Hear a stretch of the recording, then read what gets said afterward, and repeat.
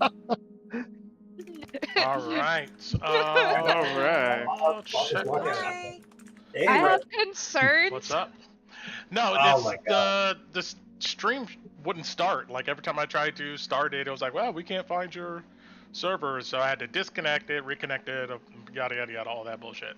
So, but now I gotta fix my screen here. Let's see.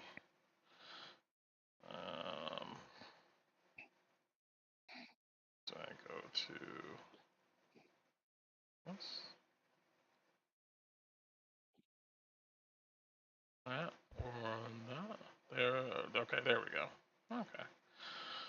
All right. Back in business. There's always something with this stream stuff. I don't know. You figure this technology would be on lock, but apparently not. All right, now I'm back in it. What's up? How everybody doing? Everybody's doing good? Hey, hey. Not bad. All right. Glad everybody's doing good. I need a drink already. And yes, had to let the players know, have a backup character in the queue because we are in a moment of a series of actions, and I don't know what you guys are going to go ahead and do. So, but there's chances to go away for a while. Okay. But I'm here. I'm good. I'm glad everybody's doing good. I know we burned about 15 minutes or so. So, yeah, let's do it, guys. Let's get back into the rainy, dark streets of Drakkenheim. Who wants to start off here with a recap for some inspiration? Another recap that should be pretty simple. You know, a lot of fighting happened. If nobody wants to do it, I'll do it. But I want to give people chances. Go for it. Are you sure? Well, I don't think we've heard you do a recap in a bit. If you're feeling it. But some of you need this inspiration more than Tinnu does. Why do you say that? Why do you say that, Tinnu? You gotta get out of the Because and you're not telling me. if we look at how fast people can move, Tinnu doesn't need it. Okay. Do you want me to go? I'll go.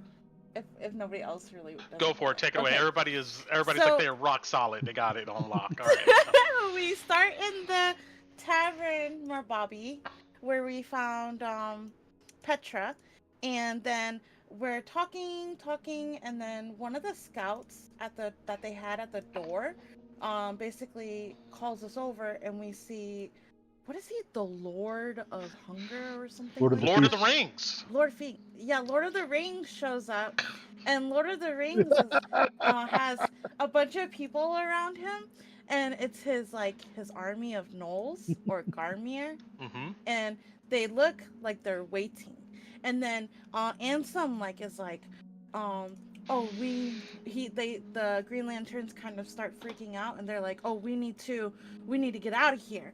But then how we're gonna do that is we're gonna split into small groups and all run, like in Naruto when they all dash in different directions. And then some of us are like, whoa, why? Because isn't that dumb? Because if you do that, then it's easier to pick us off. And then they're like, no, we're doing that so some of us can essentially live, because if we don't do that, then they're just gonna compile more and more Garmyr outside while they wait for us. So coming to that conclusion, we decide to split up. We do 7 groups, I think it was. Some of us have 3, some of us have 4, and we count 3, 2, 1, and we all split off. Kala and Tinnu are on Kala's mount. Raan and Bati are running, and then Alice and Lowie are running.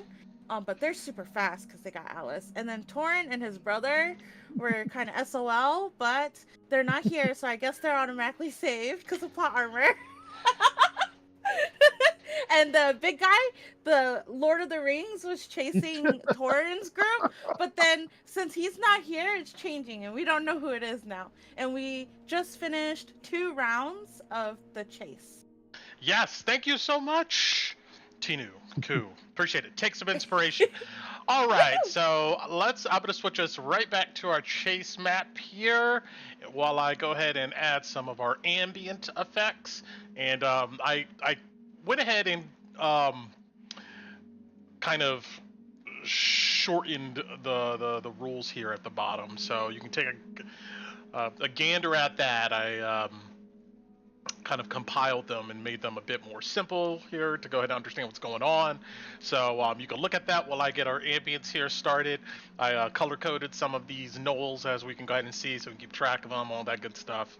And I also removed everybody who's not really participating here right now, even though I kept Torin and Takrin up there. But all right, so you guys look at that real quick and figure out what you're going to do while I'm going to go ahead and set this going for some rain. Yes. Our gnolls, the pink gnolls, are at 120 feet. You have them. I mean, they can stay at 80 feet, but I just wanted to be fair. Thank you. I appreciate it. All right. Everybody should look pretty good here. We have everybody in the initiative order. I set that up correctly this go around. So it should be as stands, the order we're going in here. Go ahead and, for the stream, expand that a little bit. And for myself.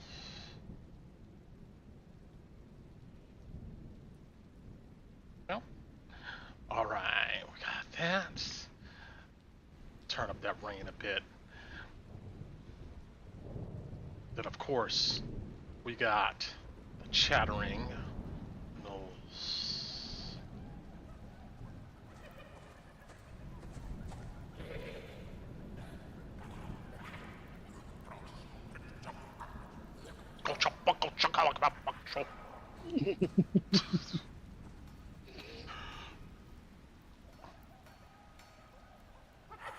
All right.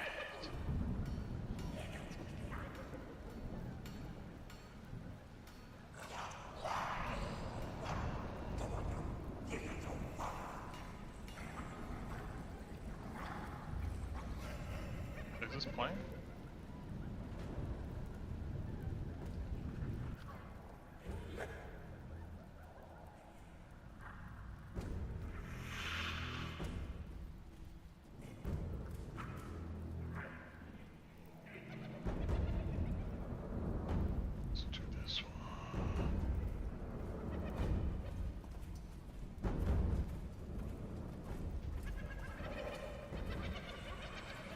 All right, should be good enough.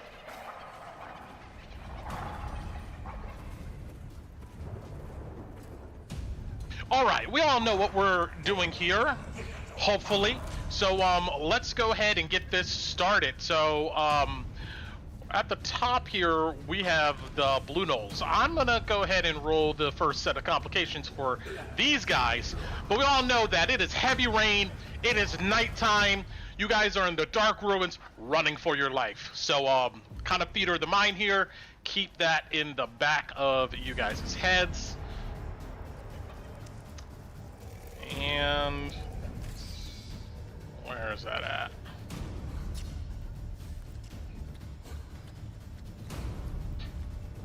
Here we go. All right.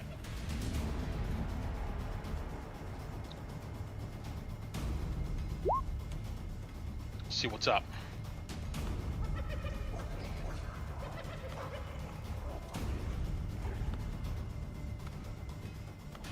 Okay. Kolabati, Raan, and the two hooded lanterns you guys are with. You guys are darting through these alleys in the rain, moving as fast as you possibly can.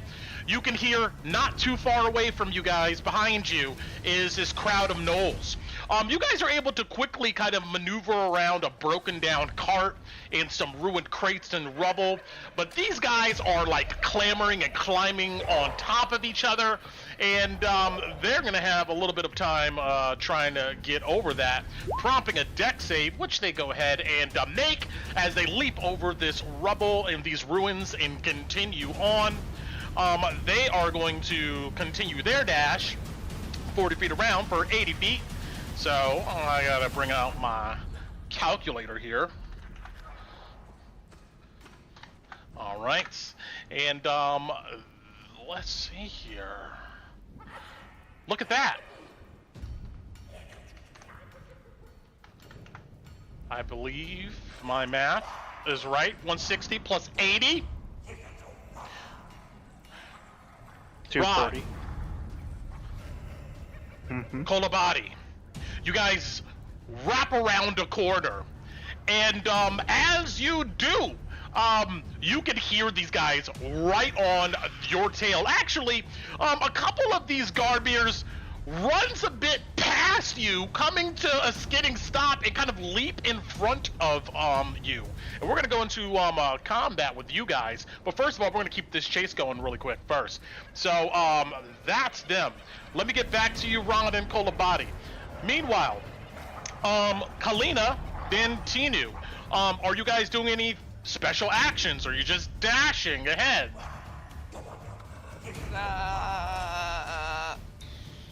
Oh, I'm so sorry. You didn't roll the complications table for us. Oh yes. Actually, it's the Yeah. Okay. I'll roll the set since I started it off, and let's see what do we got I'm sorry, here. Kala.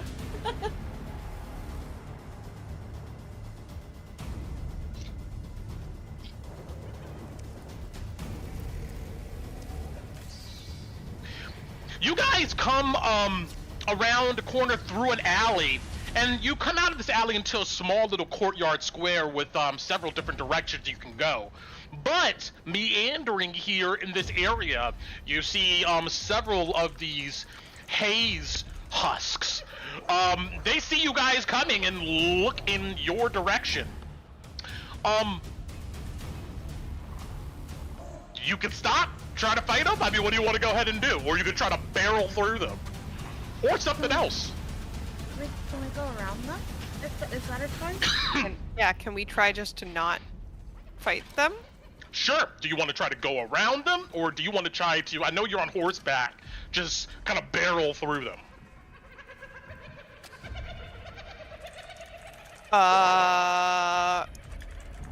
Probably around, because if they're the ones that explode, that could be bad. Okay, you rear up Equinox, and Equinox slides a bit on the rein, but comes up and then makes a sharp curve around this small horde. But I'm gonna need Equinox to roll me a dexterity acrobatics check. Hold on, I'm trying to find my horse. Since I see the gnolls, and since I know we're going, and since I'm riding behind my sister, can I cast guidance on the horse? Sure.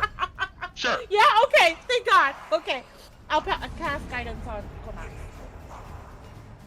Okay, so this is dexterity. I think I rolled a check, but it's the same for a save. Got it. DC was Then 15. plus D4. Yeah. So even if I roll a 1, then it's a 15 though, right? Yes. A couple of these scraggling weird zombies like reach out for Equinox, but Equinox gets a strong kick and continues to go. Your speed is not interrupted. You're continuing to dash here on back on Equinox here, right? Yes. Understood. Another 100 feet. We're moving together here. All right. Bam. Now, I need you guys to roll me a d20 for the next group coming up here. Also, Tinnu, if you would like to take any actions here, you have a chance to. I know you already did guidance, but if there's anything else. No, I'm good. You can roll it, Kala. It's the difficulty for our gnolls, the d20. So it's just a D20? Yeah, just a flat d20, and then Brett has the table. Yes.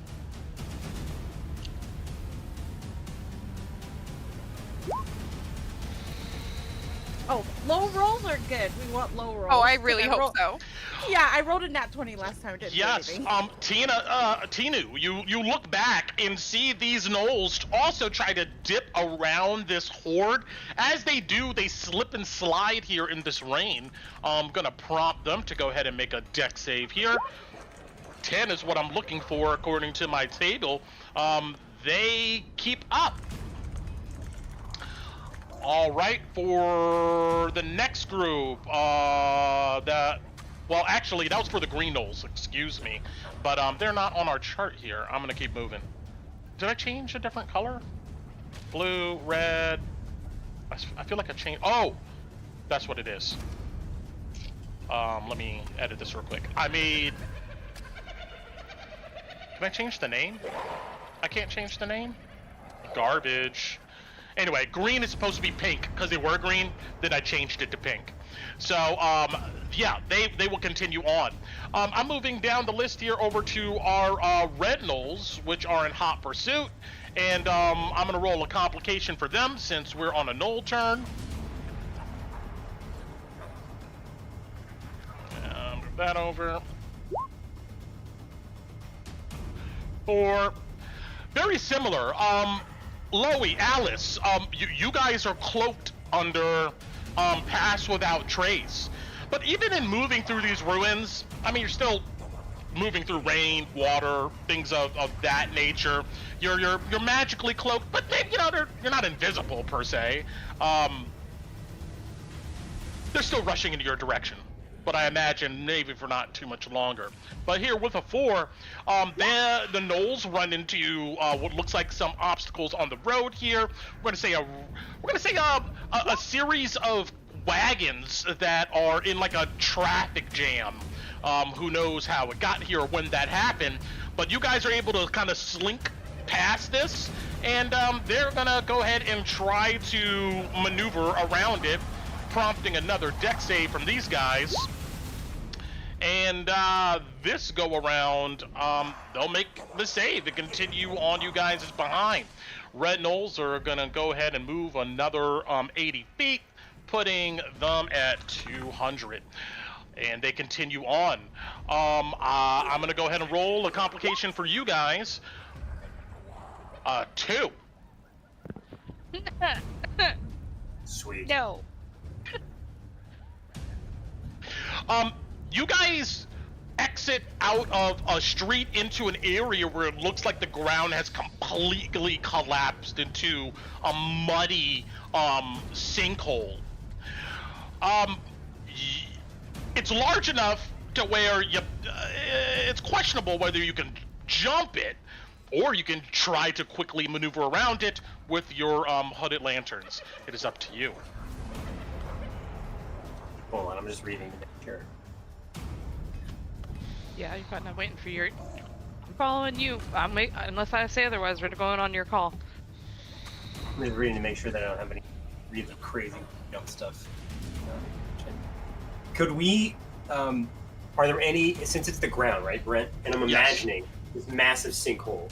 Yes. There's got to maneuver around, if you were doing it carefully, you'd probably have to go a different direction, right? But when we think about a sinkhole, there's edges to it.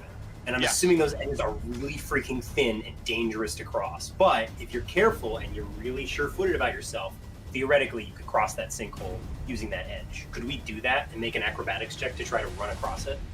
Yes. Sweet. Let's do that. Sound good, Eddie? Yeah. Fantastic. All right. Go ahead and give me an athletics. Or acrobatics? I'm sorry, acrobatics. Excuse me. Dexterity Like, no. acrobatics. I want my plus. I don't want an athletics plus on this. Okay. All right. Yeah, you guys are good. And of course, the hooded lanterns follow suit with you guys. One of them, slips and almost falls into the sinkhole, but his buddy grabs him and pulls him up, and you guys continue forward.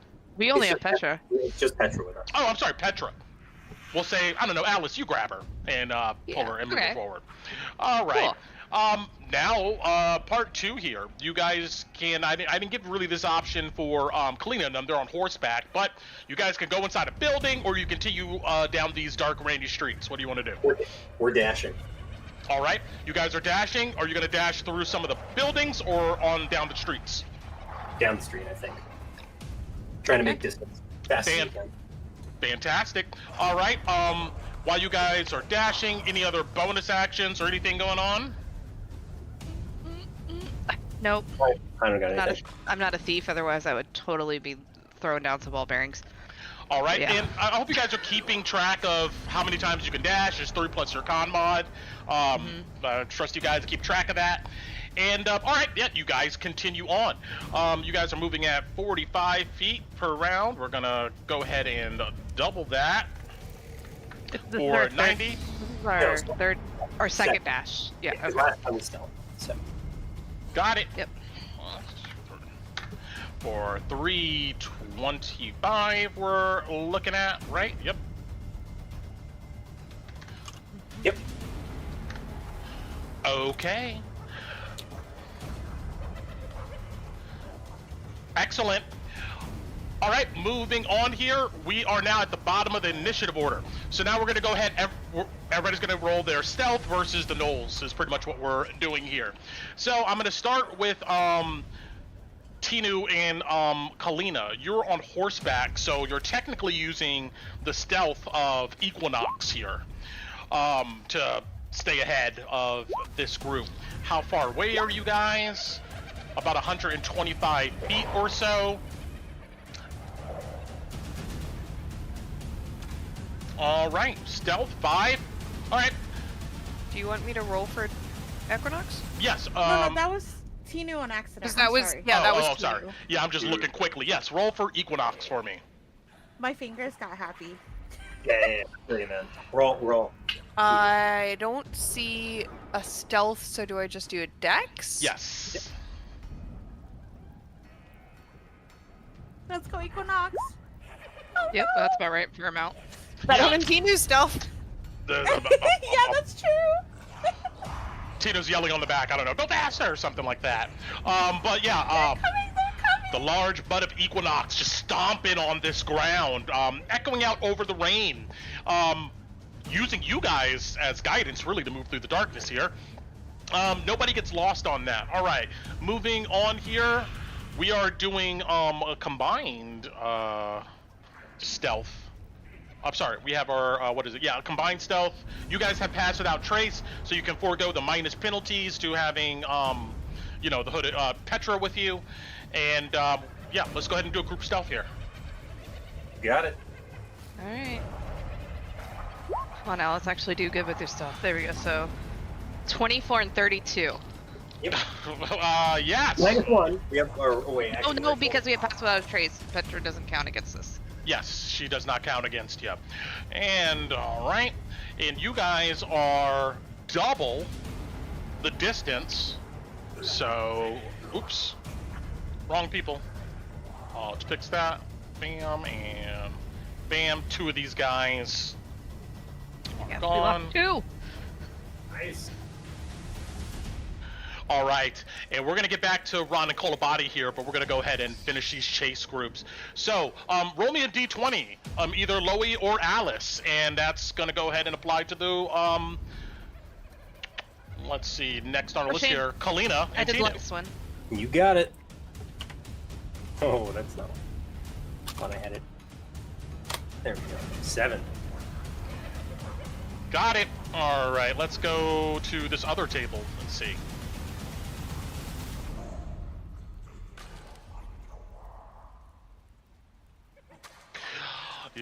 Equinox. All right. Let's see here. Blue gnolls are done with. As you're in the back of Equinox, you guys come into what looks to be a small, maybe old public garden per se. But the vegetation is either dead or twisted. But Equinox is going to go ahead and try to bust through these tangles of old shrubbery. And I'm going to go ahead and need Equinox can try to go around on the acrobatics or try to just bust through it. How far are our gnolls behind us? Do we see them? So, you guys are... His strength is higher than his dex, by the way, Koo. Yeah, but I would say that you more hear them than see them, but if you look back, like, down the street, you can see these guys, you know, their eyes glowing in the ambient moonlight. okay, I'm gonna use my action to cast guidance on Equinox again. Okay. Because I don't see the gnolls directly yet. Technically, you guys are 250 feet or so away, which is a pretty good distance, you know. But all right, got it. For whatever Kala wants. So whatever you want to do, Kala, Equinox has guidance. I'm just thinking maybe I should try and push through because the strength is much higher. It's +4 instead of +1. Anything you want. I trust you. With my That's life. so much pressure! No, I trust you. We got this.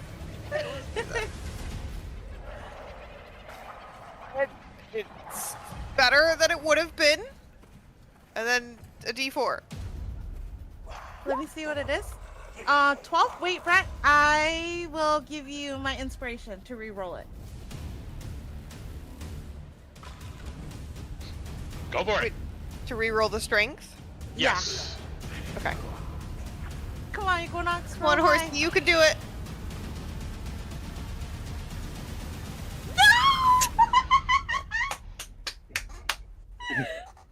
Okay, it's a 12, Brett. You guys narrow your One of its body actions. and crouch down. You know, Okay, get close. hold on. Yes. Can yes. I ask? Uh-huh.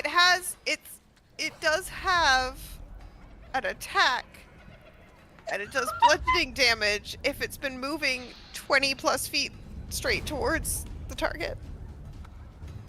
You want to try to do damage to the I don't to know. the See if it trees and makes a shrubbery? difference. Will it make a difference? Nah, technically a- nah. Aw. Yeah, you got, you crouch down on Equinox, get close to his body. Equinox leaps through this brush, and like the dead branches and stuff kind of explode around it. But Equinox's back legs, she gets kind of caught up, and you could kind of feel her buckle a bit, but she regains her footing and keeps going. But unfortunately, you now are resolving your speed at in difficult terrain, so it's half movement if you dash. Okay. I'm trying to remember. So we're pretty far though. We're pretty far. We should be Yeah, okay, yeah. right? Yeah, you don't guys see are that. about There's 250 feet away.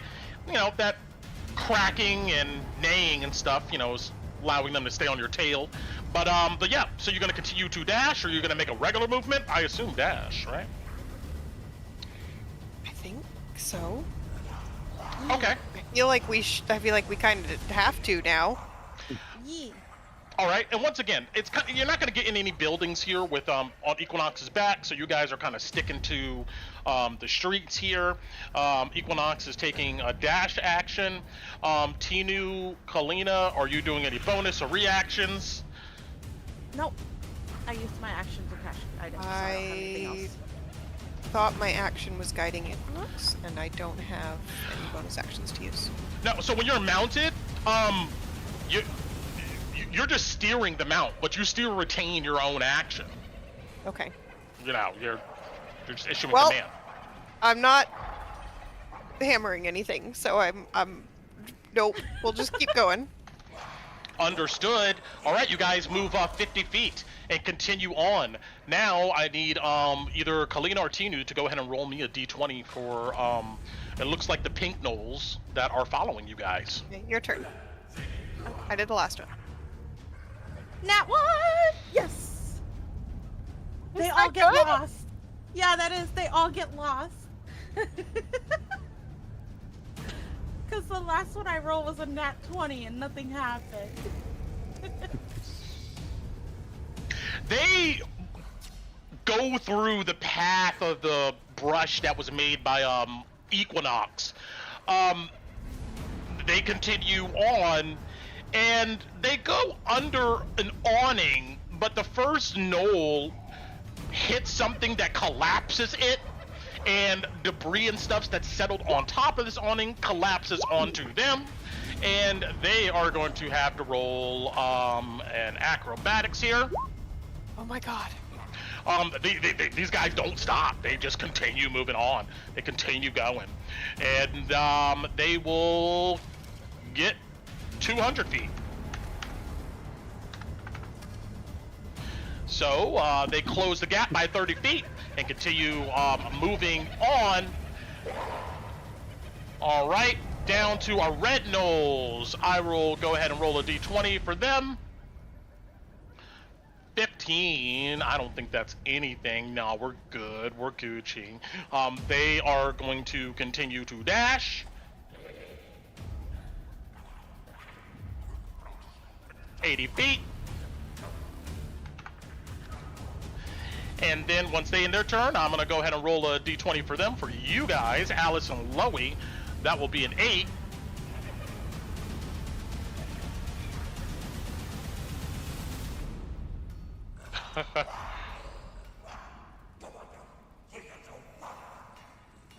All right. Well, Alice, Lowie, and Petra, you guys are also well ahead here. Oh, wait a minute. I messed that up there. These guys are 80. There we go. You guys are well ahead of this group, but you can hear some activity behind you, them continuing to try to press you guys. But while you are running forward, you hear what sounds like some like baying and whatnot, and your presence disturbs what looks like some mutated, but still animal sheep that have found their way somehow inside of the city. They run out of their shelter of a ruined coffee house into you guys' path. That's what that's what you see. Tentacles are growing off of them. They slip and slide. It's like maybe about like a half a dozen of these things, but they are in your path. And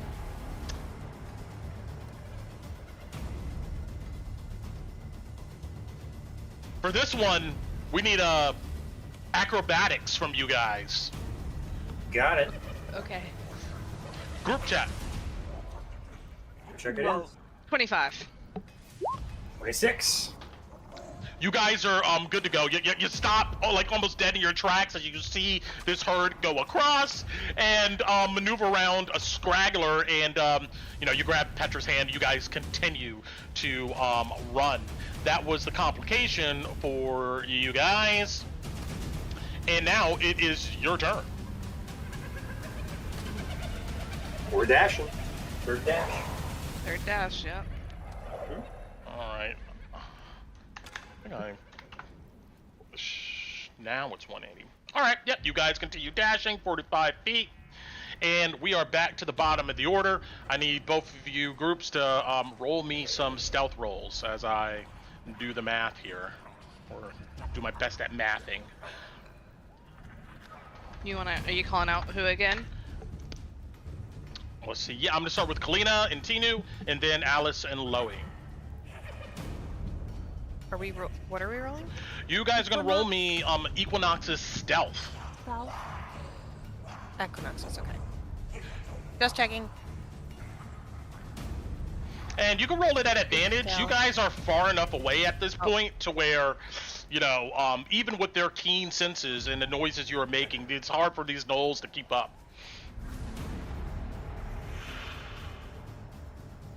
My rolls are really bad tonight. It's okay. Well, yikes, same thing for Alice and Lowie. You guys can roll with advantage, as you guys are way out there. Okay. I'll take a natural 20 for a total of 40. Jesus. Yeah, we're fine. We lose 4 gnolls. Alright. Because we are far and they don't see us. They can't smell us. Alright. Oh, we got one back. Oh No, no. I changed it on these, but there we go. And bump. Yeah, you guys are far enough away where these guys, it's hard for them to keep up. I would even give it to Tinnu's group that one of these guys is gone. It's just the distance is starting to get really far out there. All right, we are back to the top of our order here, coming down to Calina and Tinnu. I'm gonna roll a d20. We have 18. You guys are good on complications. You guys gonna keep dashing? Take some actions? What are you doing? I really don't have any helpful actions right now. So I guess we keep going. Makes Yeah, sense. dashing. I have some, Trying to but I'm outrun. saving- Oh, can I cast my guidance for the stealth check at the end of the round on Equinox right now as my You mean action? for the Yes. next check? Yeah, for the next turn. Ah. Yeah. Yes, you So can. that's what Tinnu will do. Equinox, we have to be quiet the next one, okay? We need to lose some. That's what she said. Poor horse. Alrighty. Moving on, you guys need to roll me a d20 for the gnolls next in the group here, being the pink gnolls that is following you. You, Colin, you. Roll low. Roll low. Everything else I've rolled is low. So it would make sense. Nope. That one's not a bad roll. 13, they are still good though. They continue on. Moving on down the list here, I will go ahead and roll for the red gnolls following Alice and these guys. 12, I believe. That's probably 12 fine. is still good. They continue on, and I will roll again for Alice and Lowie. Number 4, we got a complication here. Once again, more debris and stuff in the way. This looks like a barricade probably set up by the Hooded Lanterns at some point. You guys can...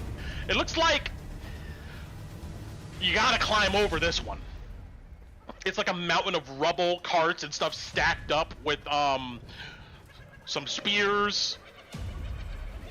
There's no getting around it. You gotta climb over it, so I need an athletics from you guys. And I'm gonna update our distances here. Right? Fuck. Alright. Can I, if I take disadvantage, can I give Alice advantage on her roll? As in Lowie's helping her because he has a climb speed. Sure. I like that. That makes sense. What do you have to Oh, yeah, because you don't even need to roll in athletics then, do you? Well, I think Brent might make me. No, you still need to because you're moving fast. You're like, concentrating on more getting away. It's not like you got really time to think about it here. But I have advantage. Yeah. You'll have it. I'll take the disadvantage. Okay, I don't like it.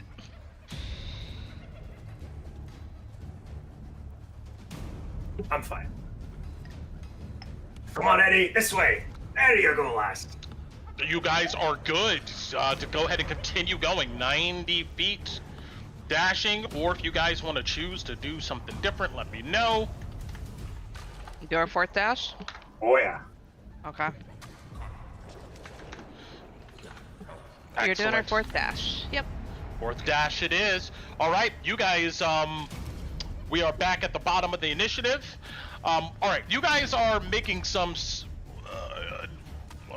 serious distance between these guys.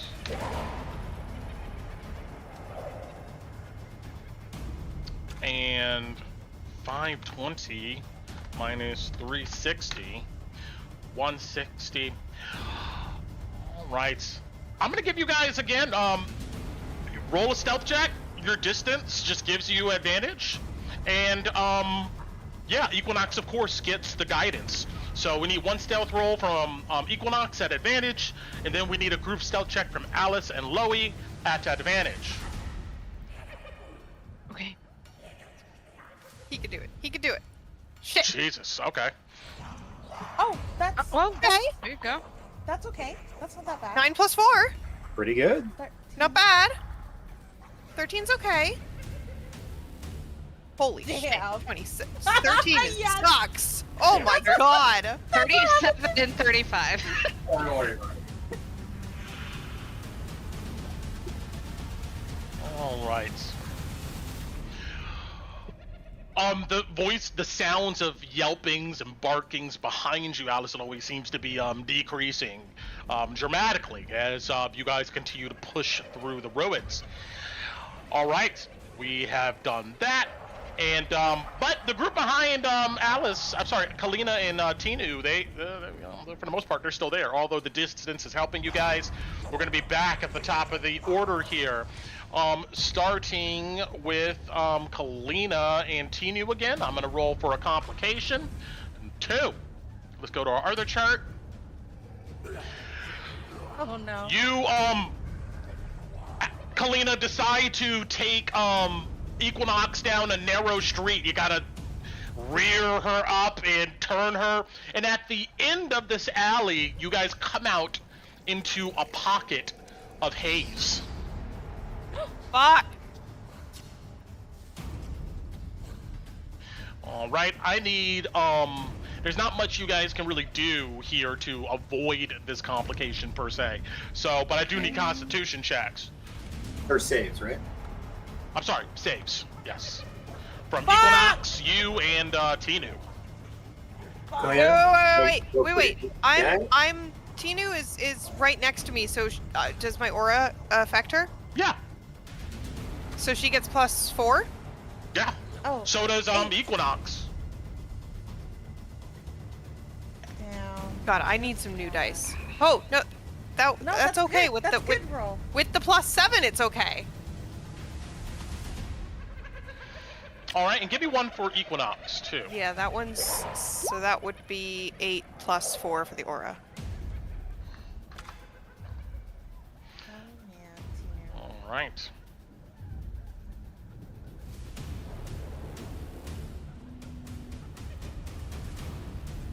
All right, next, I need you, Calina, to roll me a wisdom survival.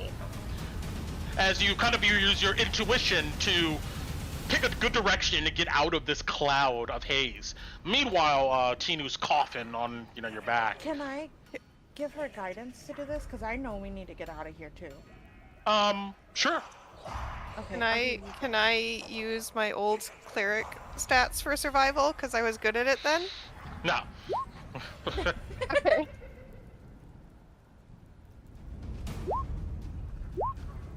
Oh, Kala. Several points, Equinox, runs almost into some rubble or a wall or debris and stuff in this cloud. You have to kind of, help her maneuver through it, and, you guys will be, once again, moving in difficult terrain, so half movement if, Equinox is gonna dash here. I think we're dashing, right, Kala? Yep. Always dashing? Yeah, Yep. we're dashing. Understood. 570.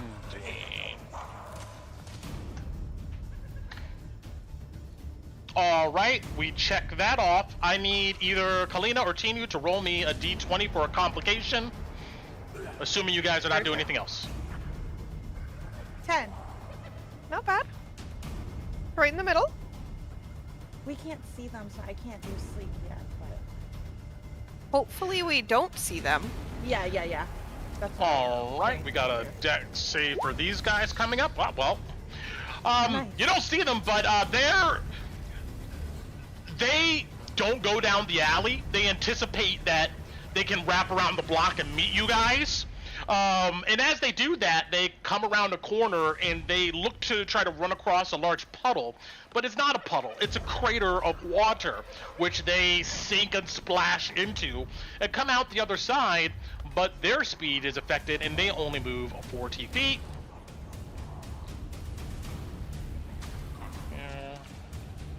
Yep, we're down here. All right. And then we're past pink gnolls. We're on to red gnolls. I'm going to go ahead and roll their complication. 13, they're good to go. They're going to go ahead and move their 80 feet. And then I'm going to roll a complication for Alice and Lowie. Ah, we get a 2. Can you stop rolling 2s for me, Horace Brett? How very familiar. Familiar number. He's like, you know what? I want to make Dice cry. I'm gonna make her lose her character. You're gonna earn every damn foot you run.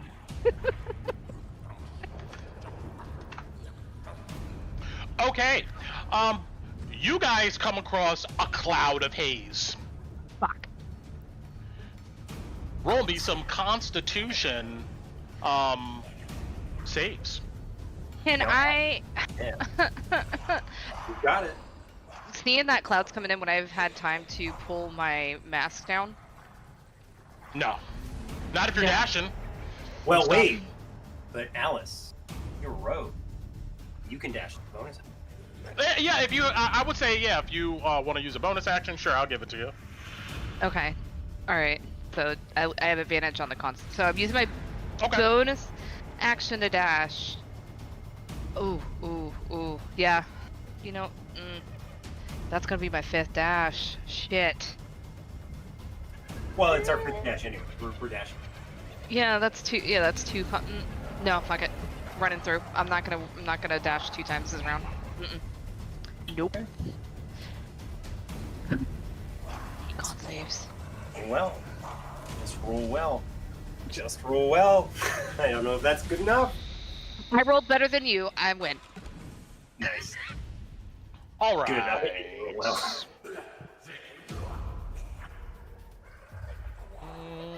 That doesn't weigh with advantage. Huh? If you matched up, that's not with advantage. No, because I would have had to. About. Oh, I can roll advantage. Okay, I see what you're saying now. My brain was going a totally different way. All right, yeah, I'm gonna roll it one more time, Brits. I should have been advantage. Go for it. Yeah. Okay. Thank you. I'm stressed, guys. I'm stressed. 17. All right. And Lowie. Okay. All right. Now we're going to go ahead and once again roll some perceptions. I'm sorry, stealth versus perception, and we're going to see how it shakes out. I'm going to say that you guys are still like 150 feet ahead of these guys. I think each group.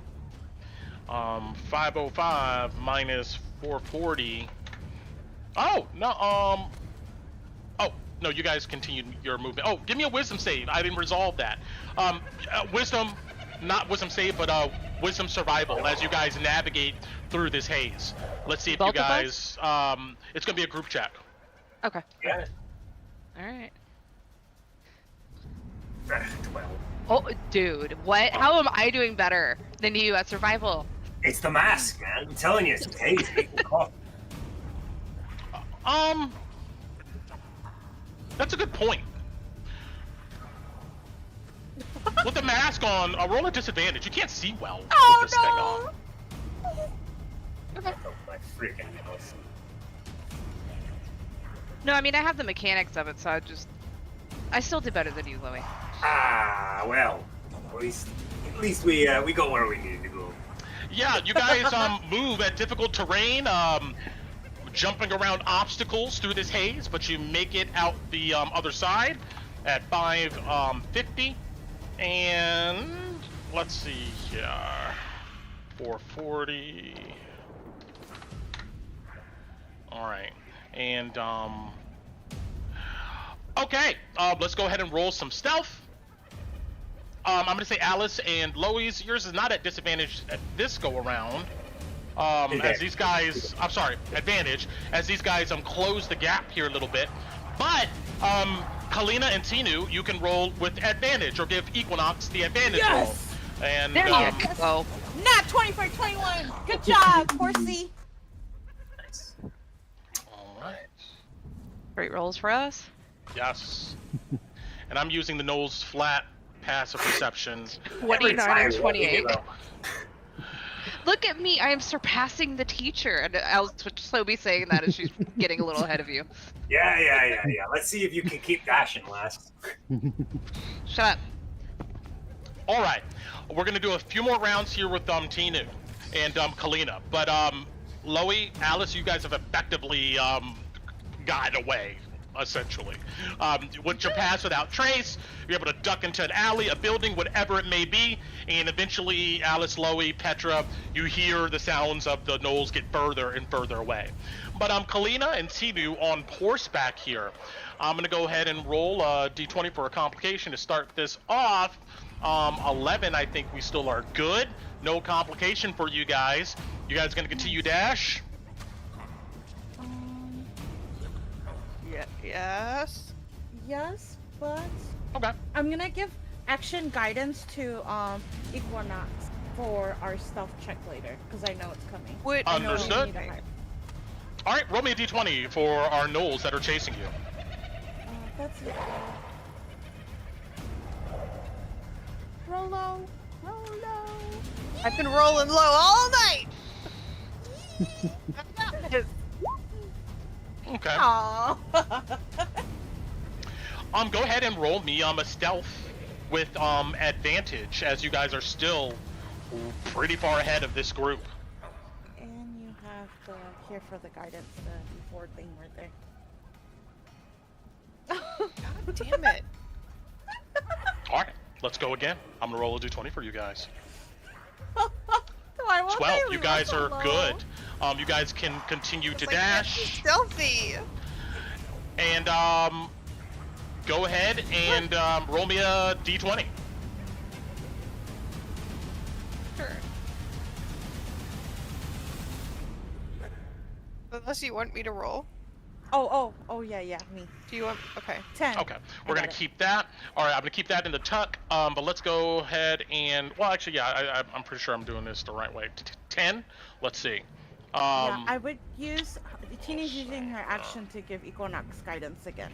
Understood. Quiet, quiet. Yeah, these gnolls continue on their chase. Roll me another stealth. Why do they want us so bad? Come on, Equinox. Come on. With advantage, of Right, course. Brett? Yes. Okay, and then the guidance. Oh, yes! Yes! Yes! Yes! Yes! That's 20 total. 20? 20. Yeah, It's 20 we total. lost. Yeah, we lost 2. Yes. The pink group is ours. God damn it. Still flying on horseback through the rain. That complication roll, I'm gonna go ahead and give to them really quick here after I update this. And I know I'm moving fast here. I'm hoping I don't forget something, but we're keeping this moving. All right, 10. Oh no, I already resolved it actually. Okay. Yeah, I'm gonna because you roll. did the 18. Yes. Yeah, so now it's for us. 5. Fantastic. Let's see. You guys come across another crowd of what looks to be some of these haze husks. Equinox can try to barrel through or go around. Go around. Go around. I would love to try his hooves, their action. However, We can't I've risk been it. rolling like shit. So I think we should go around. Understood. Acrobatics for Equinox. I give him guidance because I know we're doing this.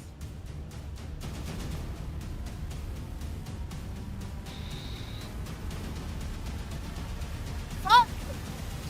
No, horsey! All right, you guys move at 50 feet once again, as it's difficult terrain to Total of escape 5. the grasp of these guys. All right. Ooh. Roll D20, Kala, for Yes. their complication. Oh, I'm Roll rolling low. a d20. Yeah, roll low, roll Okay. low, roll low. I think I've rolled above a 12 tonight. Yeah! It's a 3 for their complication. Got it. Dang, these guys really don't want to let us go. They're, What the hell? They're on the ball. And, yeah. So, let's go ahead and roll some stealth here. Let's see the distance between you guys. If it's less than 150, I'm gonna... I think it's still They more. smell like flowers, Kala. They like flowers.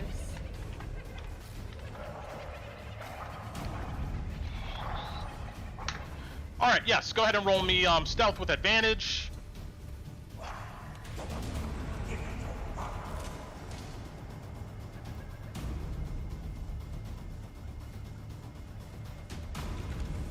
It's 11. There's no 11. guidance for this. Jesus.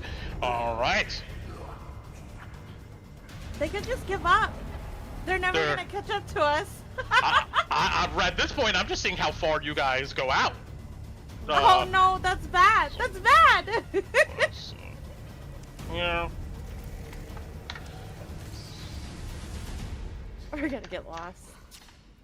Oh, you're already lost. All right. I'm gonna roll a d20 for you guys. Let's see here. 13, you're good to go. 900 feet. And you can roll me a d20. You got this. 8. You hear bad, and No, we take it with us. No, I'm just kidding. Oh my god. all right, go ahead and roll me once again stealth with advantage.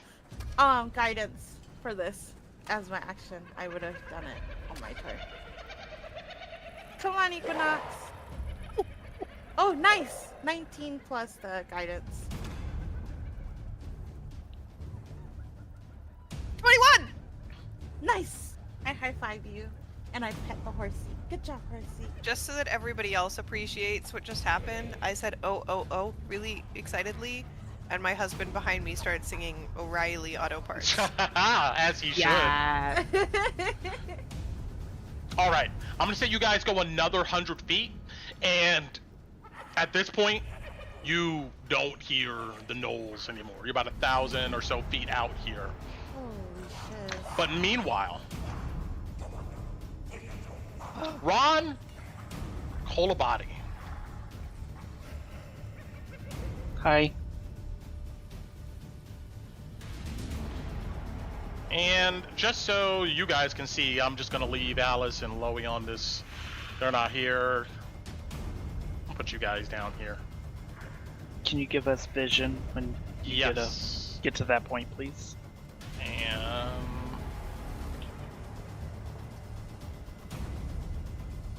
all right, you should be able to see Kolabati, I believe, on this map. And, Yep. Okay. Now, Eyes of the Night, right? 20 feet here. Domain save.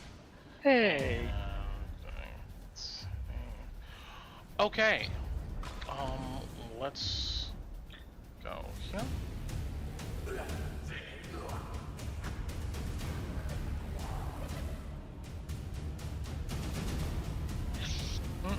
Right. Bump and bump.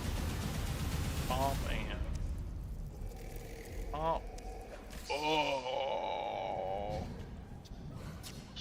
Alright.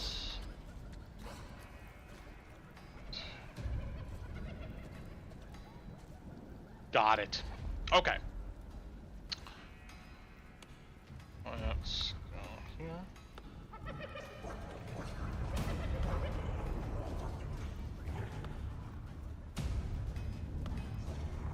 Oh. And I gotta grab those guys too. 1, 2, 3. Or you can run these Hooded Lantern Scouts as you so choose. But as I stated, I'm gonna put you guys down here. And we're gonna say from gargantuan gnolls Oh god. run yeah. out.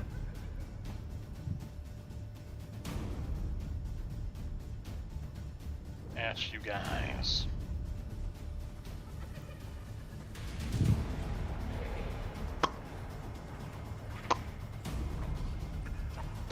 Carl, do you want the lanterns? Do you want me? Do you want each take one? Each of you guys take one. Let's see here. And I'm gonna give you guys control. Oh, you should all have control of them already. Kolabati, I'm gonna make your gnoll purple. I mean Hooded Lantern, and I'm gonna make Raan's green. And there we go. They are just gonna go on you guys' initiative.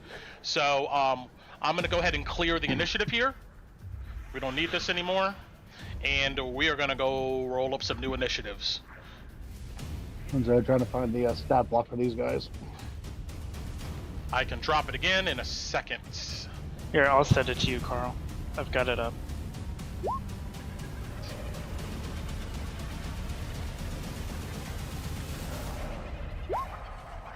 Yikes, alright.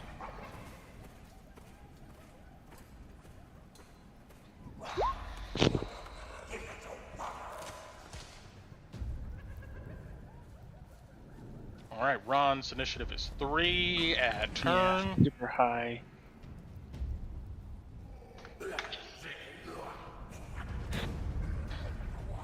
I know we didn't even. Well, I'll get into that when you're ready, Brett. Yes, and 1 second. All right, so I'm gonna put them right here. There we go.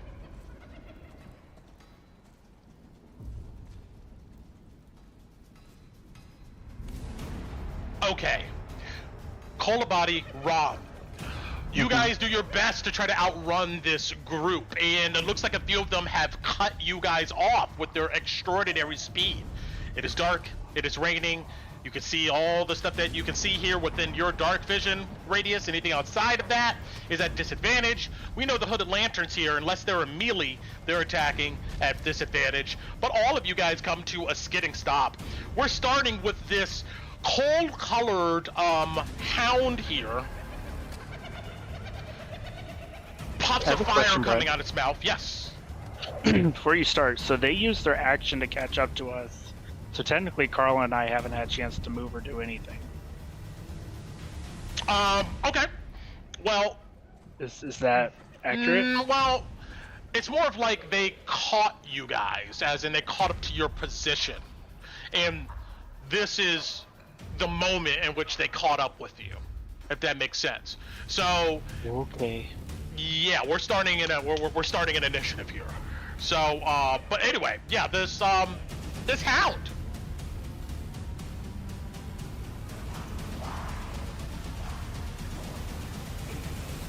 5, 10, 15, 20. It's gonna run up here. You guys already know what this thing's probably gonna do, and well,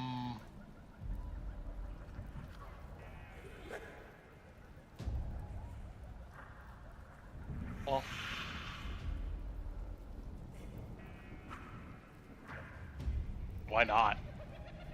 Fine. It runs straight up to you, Kolabati. As it does, it opens its mouth. You see embers, and it's gonna exhale this blowtorch-like fire in you guys' direction.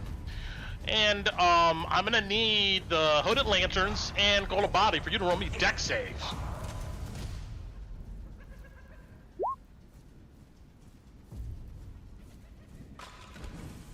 And yeah, each one of you guys roll for your hooded lanterns. Yeah. 14 is what I'm looking for. 21 for mine.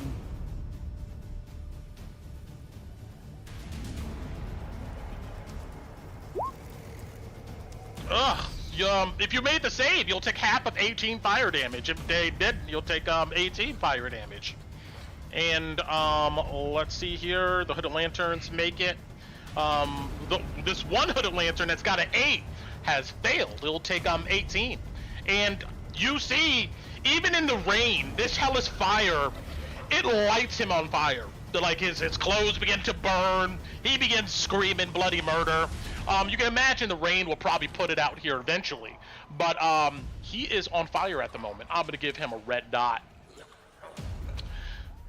That's what it does.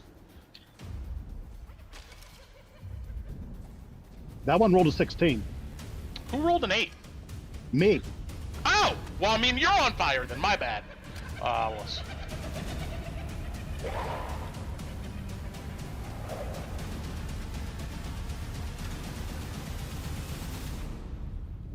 All right. There we go. These gnolls, they immediately run up. And engage you guys. With a rusty axe. The one in front of the purple hooded lantern is going to swipe and get a 22. Then he's going to swipe. Yeah. Then he's going to swipe again and get a 15. The green hooded lantern is going to miss with a 7 and an 11. And then the other gnoll that ran up to you, Ron, he's same thing. Swipe with an axe. 16 and a crit, a 25. Well, I'm gonna start with the purple hooded lantern. He got hit twice. 15 should connect. That guy is gonna take on 19 points of slashing. The purple hooded lantern is gonna be, I'm sorry, the green one is gonna be safe as they missed. And then 16 connected with you, right, Ron? Yes. You'll take 13 plus 15 plus a 1 on the crit dice. 29 points of slashing.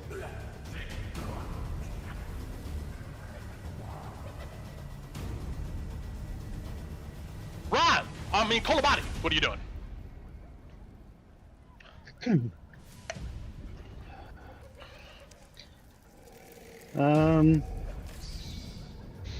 I need the hound and the gnoll that's on Ron to give me strength saves. Got it. Strength save coming up for the hound. Get a 9. And for the gnoll, 14. They both fail. So 1 second.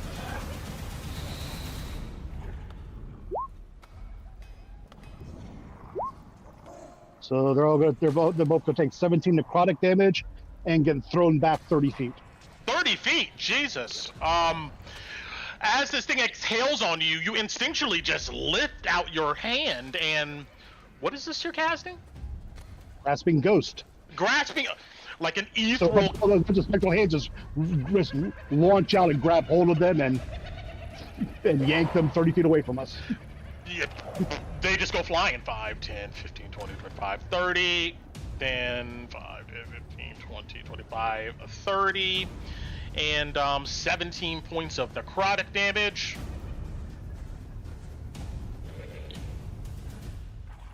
Got it. Ron, you see this? Actually, I thought I'd done. Oh, I'm sorry. Go ahead. Continue. 5, 10, 15, 20. I'll move 30 feet to there.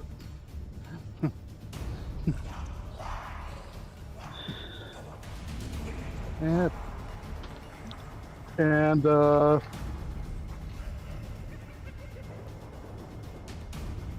this guy,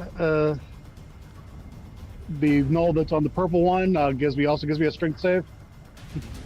Once again, another ghostly hand launches out. Strength save coming up. 6. Okay, he's going to get pushed 5 feet this way as my bonus action as I poltergeist them away. Got it. And that's my turn. Don't Ron! forget your lantern. He goes on your turn. This is true. And also, at the end of your turn, the fire on you goes out, Kolabati. But before it does, you'll take 9 points of fire damage.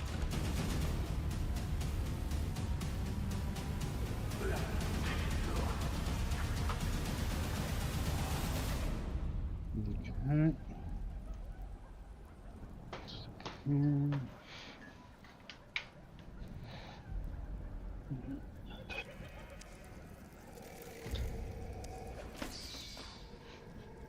He's going to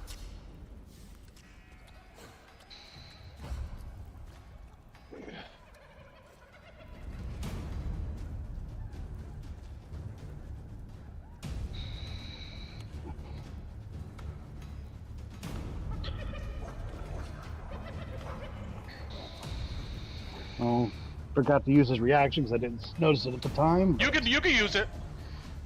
Okay, because his reaction was when that creature stopped within 5 feet of him, he can move up to half his movement without provoking. All right. So where does he go? So he would have moved to there. So on his turn, he would be dashing forward. That would be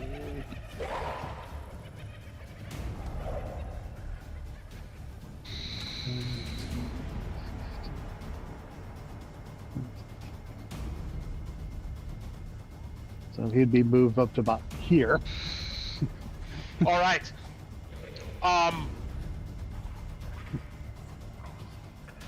gonna say he moves about half that distance because he will not leave his buddy nor you guys behind, unless Okay. I say. But yeah, so about half that distance. He's not gonna move too far away. All right, Ron. Alrighty. Give me just a moment. You know what? I'm gonna resolve my lantern first. And since we're trying to leave, he's going to rotate around this guy as he takes a swipe with his sword.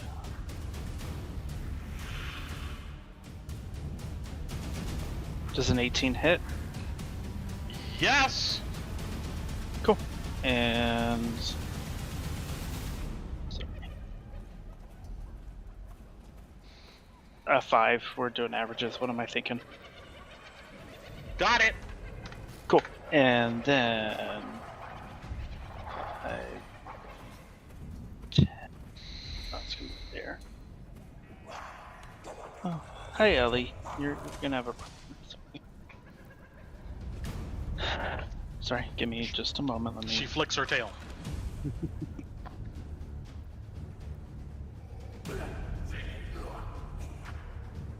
Alright, 20 seconds.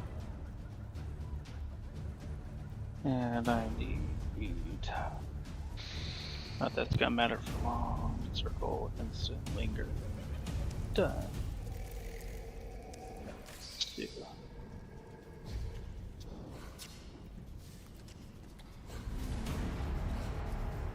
Okay, hang on. So Ron would have moved. That's 15. Ron's gonna cast Spike Growth. Okay. Right there. 20, 25, 30. And at his bonus action, he's going to transform into a warhorse. All right. And yeah, that's movement, action, bonus. And that's it. All right. Now the hellhound. Mm-hmm. These spikes burst out of the ground, these vines and stuff, and this thing still matted in blood. He's gonna try to dash through it. So keep track of these squares that he's moving. He's gonna go 10, 20, 30, 40, 50, 60, 70, 80. Well, it's difficult terrain, so Yes, he's dashing. okay, cool. Just making sure. 85, 90, 100.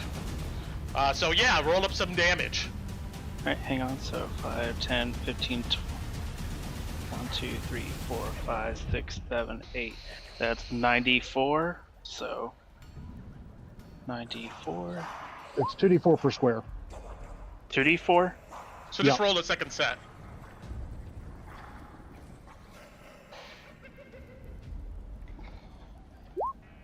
Alright, so that's 43 points of piercing as he runs through it.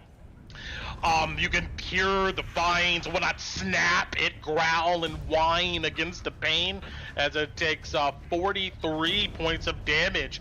It comes out the other side, like limping, barely there.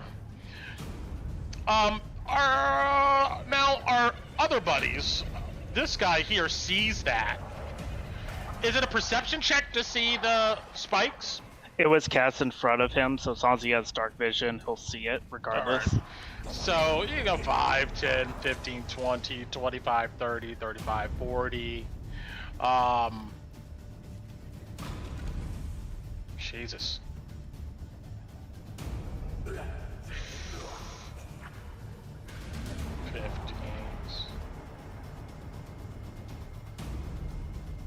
Alright, this other guy goes around through the rubble burned out building and lands there. These two, they run up to the hooded lantern and they're gonna go swinging.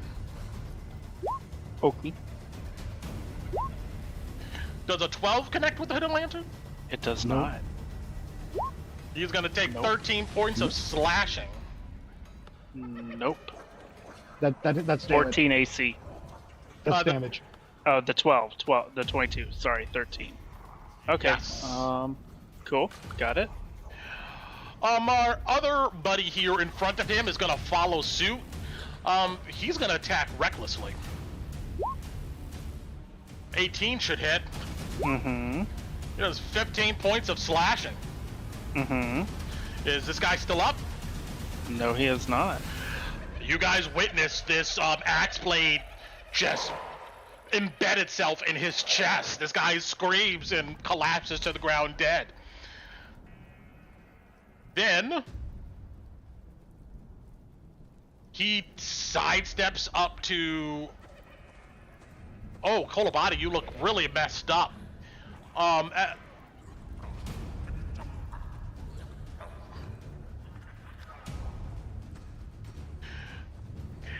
He runs up, and as a bonus action, he uses Rampage. He's going to try to bite you, Kolabati.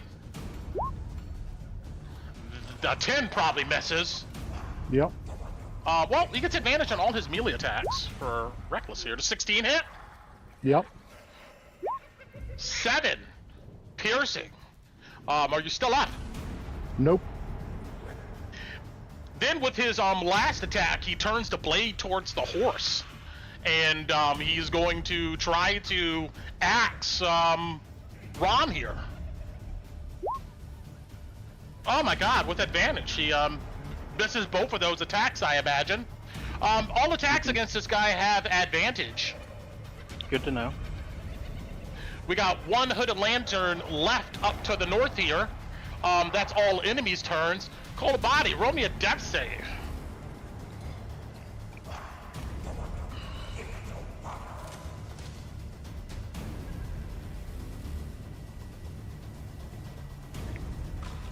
Okay, one fail. All right, Raan, as a horse, what are you doing?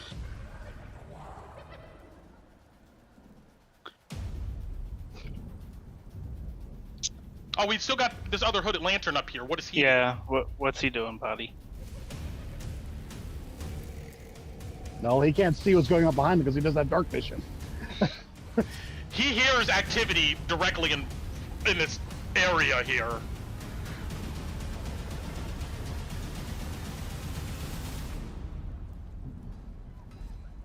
And if he moves up within 5 feet, he can obviously see what's going on.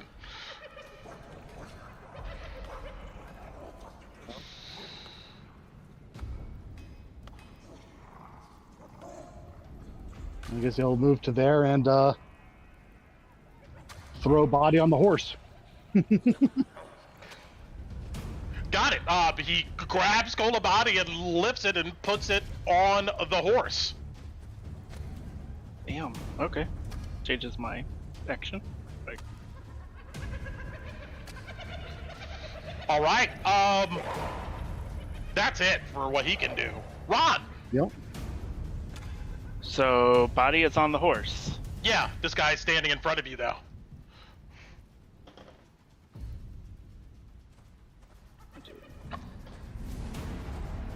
Five. He's no longer in front of me. I'll take the attack of opportunity.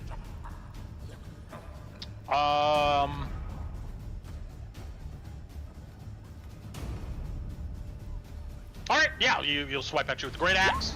Was 17 hit? Yes. Horse will take 14 points of slashing. Cool. No.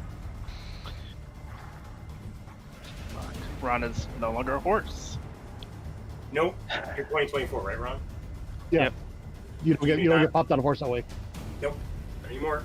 If you're Yeah. unconscious, then you don't. No. Raan drops. I'm sorry, Kolabati drops onto the ground. Hang on. So let me see something. No. Actually, no. Nope. I'm actually still a horse. That did not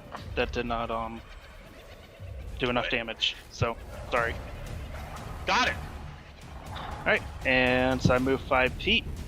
And I'm gonna dash another 115 with body on me. All right. This guy, noble as he is, he just goes, go! He doesn't whine. He doesn't go, what about me? No, he's like, go! And he turns and faces these gnolls and his hellhound by himself.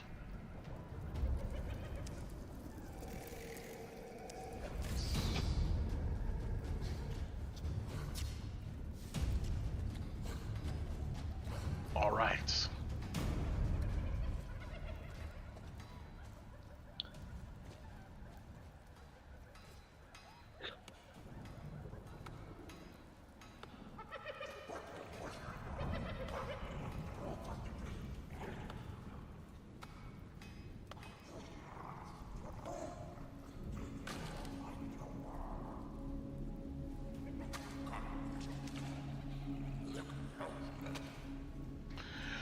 Raan, well, Kolabati, give me another death save.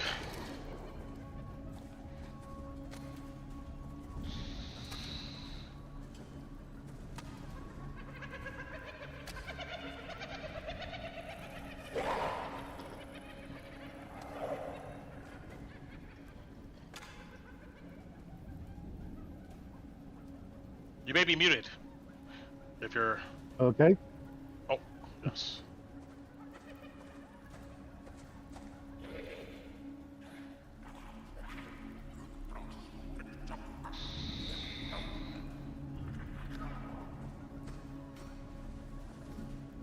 And if you just want to share the death save with me, you can. I did. It's in your Discord.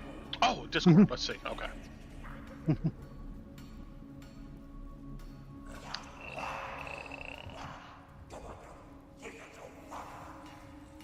All right. Raan, you're on the horse. Mm-hmm.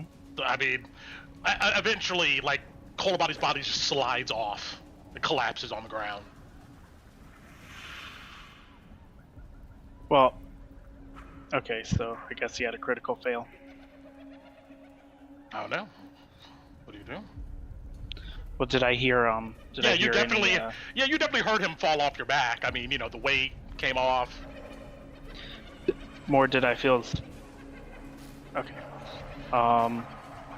You just know she's unconscious and can't, like, actively hold on. That's fine. So once we got that 115, I guess second save, I would drop my form and try to healing word her. All right.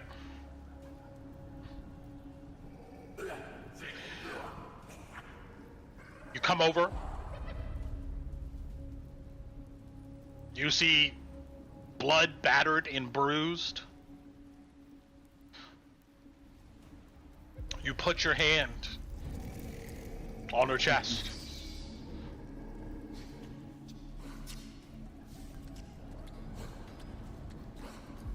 And then she takes a gasp.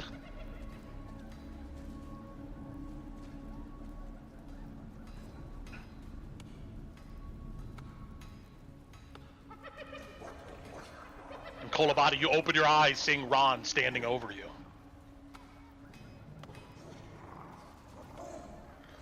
Those them? I don't know. Let's keep going. I've got one more. Got one more slowdown. And are we in like an alleyway still? Sure. So you're in an alleyway. Do we hear them coming up by chance? No, you hear some screams of agony though. Then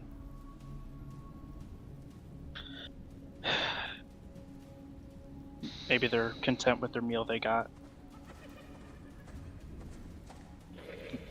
Let's stick around to find out. Agreed. Let's go. Before you continue moving,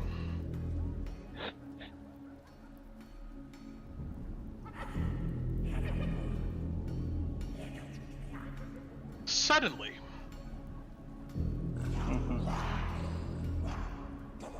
both of you feel a static energy descend on the area. The raindrops stop in mid-descent.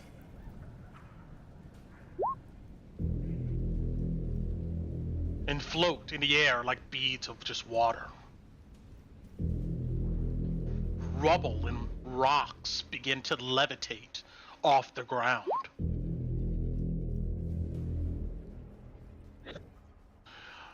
You all both detect a flash of lightning above you, and if you look up, you see a hole in the storm clouds emerges.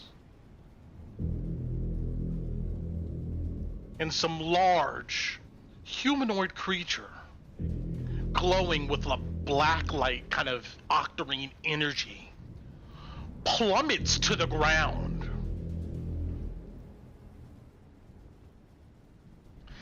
And with a thud,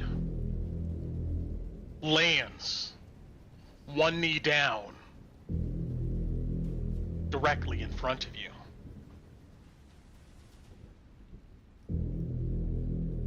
Did Iron Man show up? Yes! That was over. Superman. No, it's Superman. Superman shows up.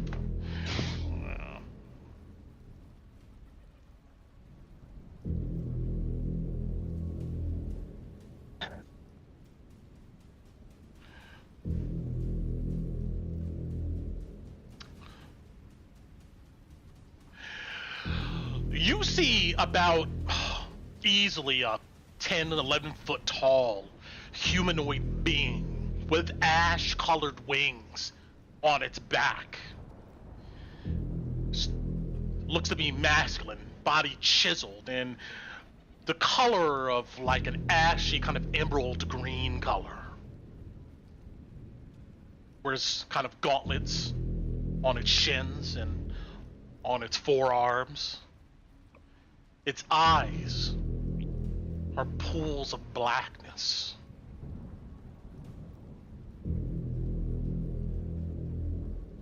Looks something like this.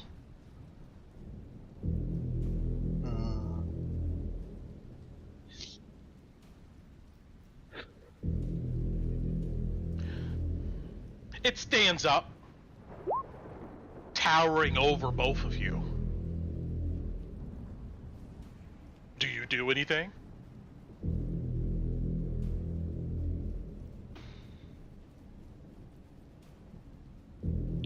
I think that's reason to run. This is the Lord of the Rings, yes. Yeah, Sauron just showed up. You see, Kolabati turns to run. Ron's gonna follow. Where do you run? Hang on. Does this thing look hostile? I guess that'd be my first question. It has this stoic, unreadable face, but it does kind of looks at you curiously. Maybe that you can pick out.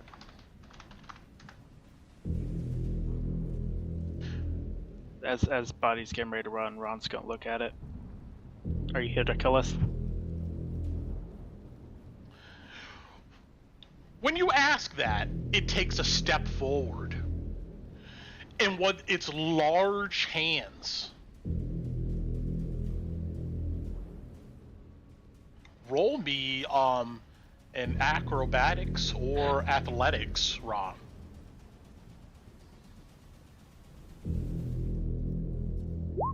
Nope. I'm not even gonna roll it. This massive hand descends on your shoulder and grips you with surprising strength. It hurts. Grappled by this creature. Kolabati, you move about 30 feet away and look back to see this.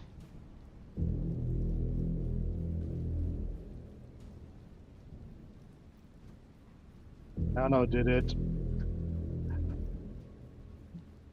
I don't know, had I moved yet when he got grabbed, or? I'm gonna say, I mean, your choice. You could have moved 30 feet, you could have stayed there, maybe you were about to run, it's up to you. Yeah, I probably would have run. All right, yeah. Well, we'll say you move 30 feet away in a direction. Obviously, these enemies are not here. You're in a completely different area. But you look back, you see this. You do anything? You just hear Ron shouting, "Run!" That's what I'd keep doing. The creature looks up in your direction, Kolabati. You get a sense. It seems to be maybe thinking about whether to pursue you or not. It then looks back down at you, Ron. Then its wings just open up, blotting out any ambient light. It bends its legs, and in a powerful leap, it goes up into the air. Its wings then flap, and you guys go careening up to the sky. Roll me a Constitution save, Ron, as the sheer G-forces of how fast this creature is flying threatens to make you go unconscious.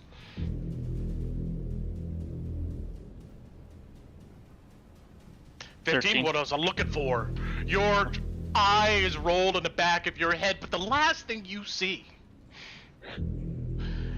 is a nightmarish, but in a way beautiful layout of the city. And then the crater with the octarine glow pulsing like a heartbeat. Then fades to black.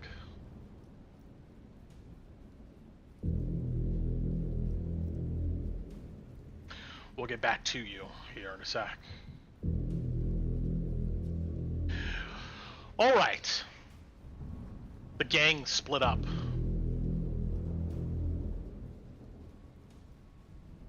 We'll start with Kolabati. As you run in, you witness this being, Kolabati, just go up into the storm clouds and disappear. Mm-hmm. You stand on the streets by yourself in the dark, looking around. What do you do?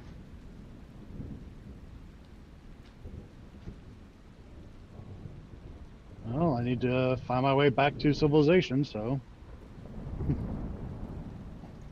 First thing I do is I guess I'll...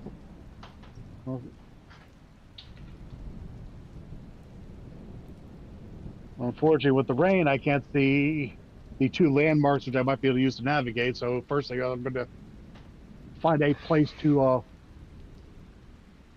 see if I can find a place to hole up.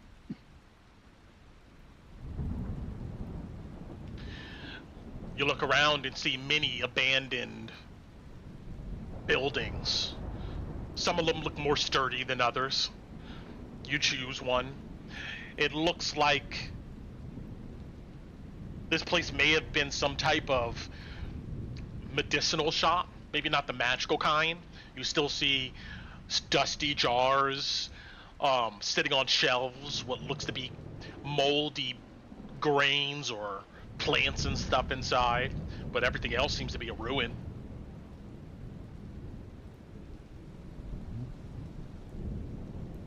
I'll do a cursor check for see if anything useful, and then I'll see if there's a back room I can barricade. Sure. You see a small closet, you open it, a bunch of like mops and brooms and stuff fall out, but you clear it out the way, and you see that there's a old oil lantern that's not lit, but sitting inside on a shelf.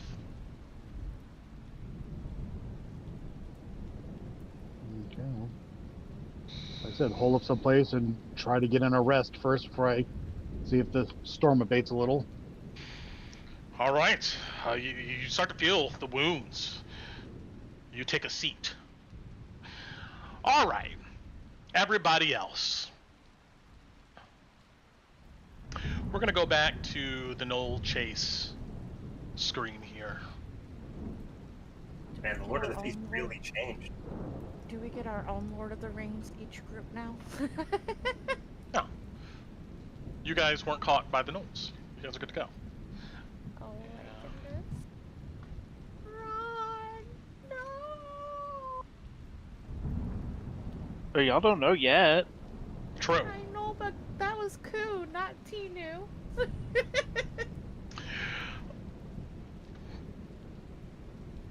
So, let me set the scene here.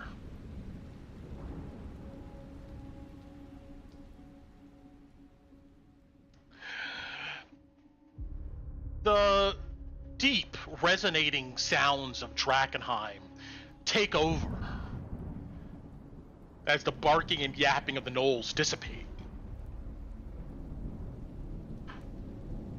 There's the rain, and Alice, Lowie, Tinnu, Calina. You haven't had the moment to really kind of think about how drenched you are, but it now comes into focus. Like everything on you is just sopping wet, and the storm hasn't let up one bit. The streets are flooded.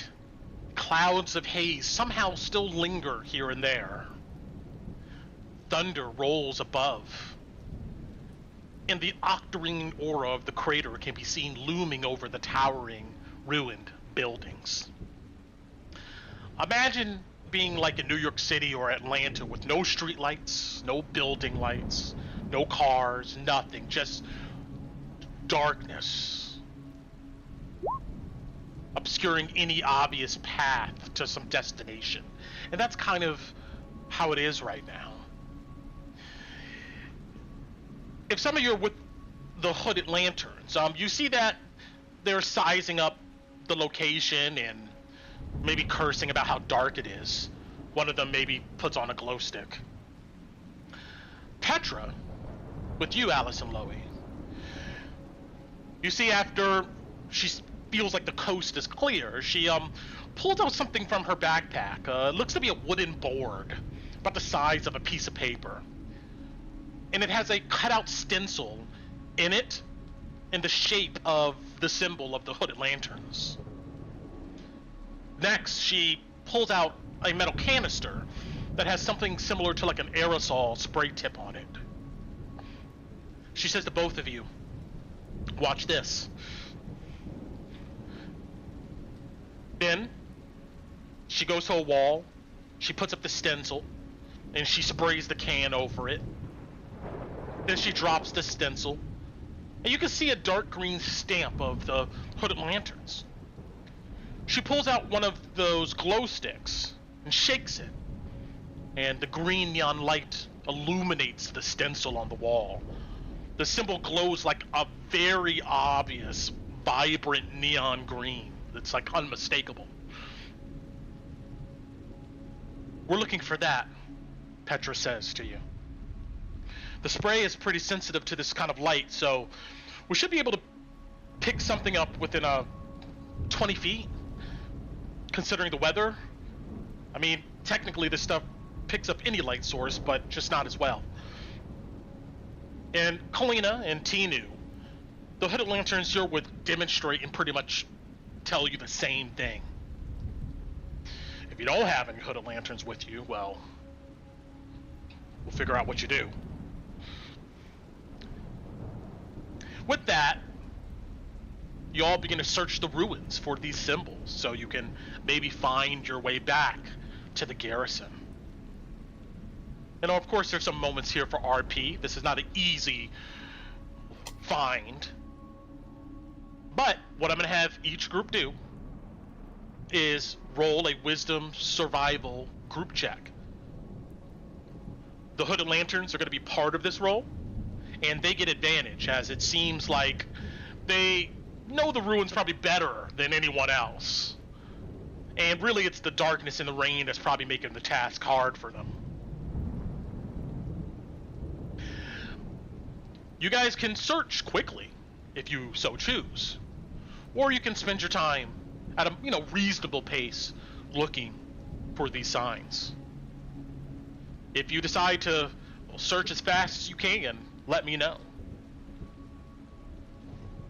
We'll start with Calina and Tinnu. You guys don't start here. Oh yeah, I'm starting here. You guys hop off of Equinox, and she kind of stamps the ground a bit anxiously, but comforting to see you there, Calina and Tinnu. And the hooded lanterns, like I said, tell you what you're looking for. What do you guys do? I hold my sister's hand and I constantly cast guidance to give her guidance while I'm looking too. Okay. With Petra, Lowie, and Alice, same deal, just a different part of the city. We'll say you're closer to what looks to be more government buildings, records, places people go for to get something done with the royalty of Drakkenheim that is no more. But what do you guys do?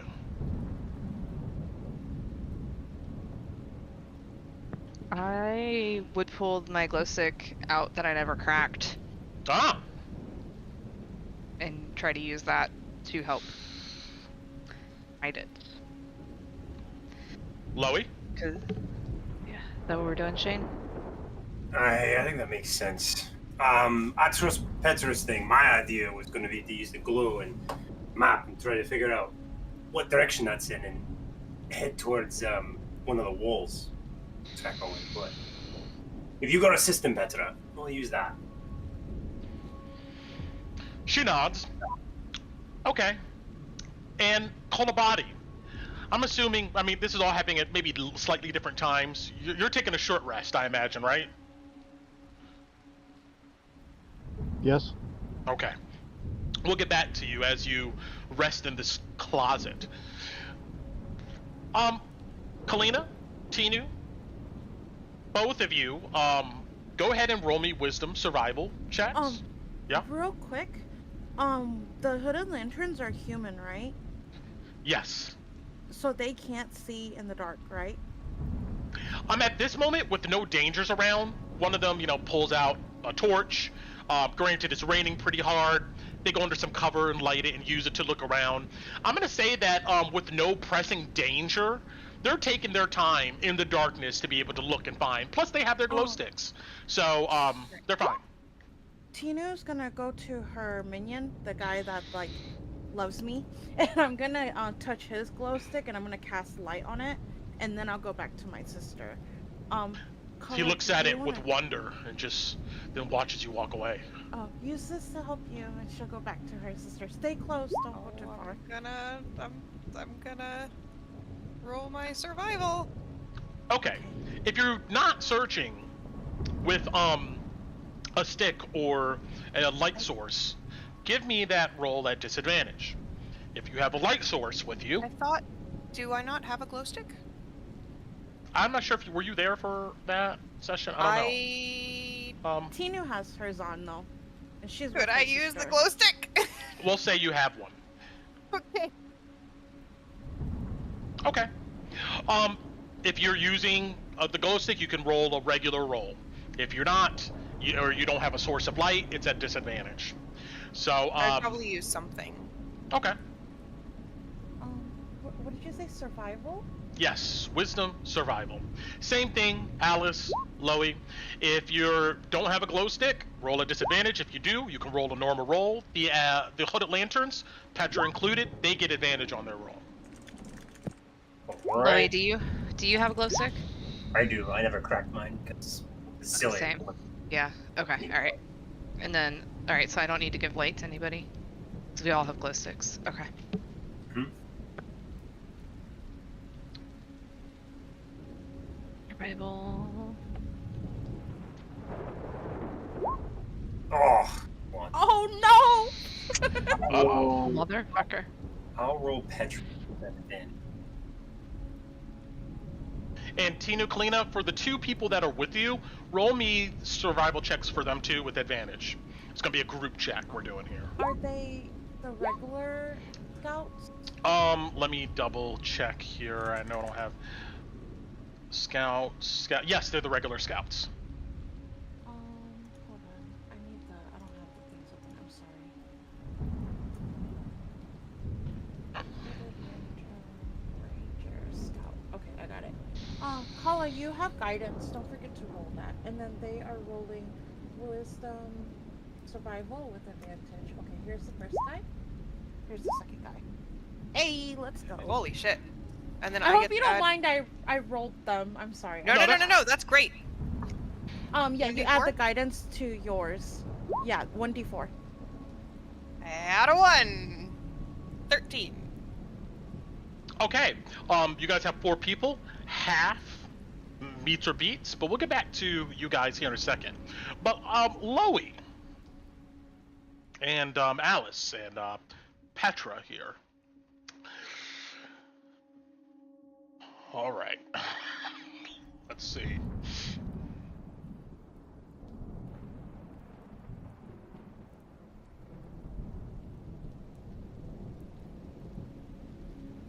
Roll me a D100, Lowie. Sure. Oh, I'm sorry. Actually, my bad. Before we hop to that, I need to actually have you guys roll for the encounter. So let's see here. There is 4 of you. I'm sorry, 3 of you guys. Roll me somebody. I mean, each one of you roll a D10. If somebody can roll for Petra. I'll roll for Petra.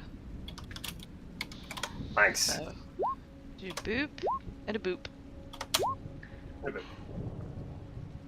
Okay. Tinnu, Calina, you guys spend like a good hour walking these blocks with Equinox, searching. And eventually, one of the hooded lanterns go, "Over here!" Oh god, I was thank gonna God. kiss him. I'm gonna fucking kiss him.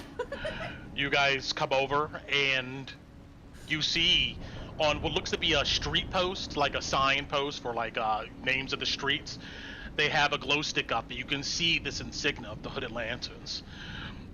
You see there's a look of relief that comes across their face.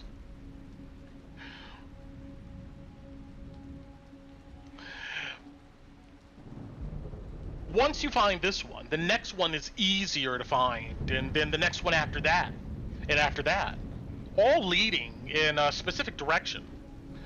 Long as your group searches the area, thoroughly, you kind of get a sense you're staying on the right track.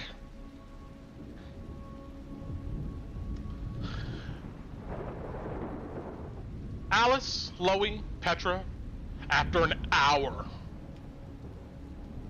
you see Petra comes back to you, kind of wiping the rain from her brow. She shakes her head, but she indicates, let's keep going down this block over here. There's a lot of these insignias around. You sure? I trust you, but I know another way we could figure out where we are. I think. Well, what's that? Look, if we have the glow of the crater, roughly speaking, we can figure out what direction that's in. And we know we're in the inner city. If we can point to that, we'll have a general idea about what direction we are in the city. From there, we can figure out what direction the closest wall is and follow that back to the bastion, hopefully avoiding the gnoll. But that's only if we don't find your trinkets. And assuming that we're close enough to a wall to find one. If we can see the glow of the comet, it means that we're close to the wall where that thing breached.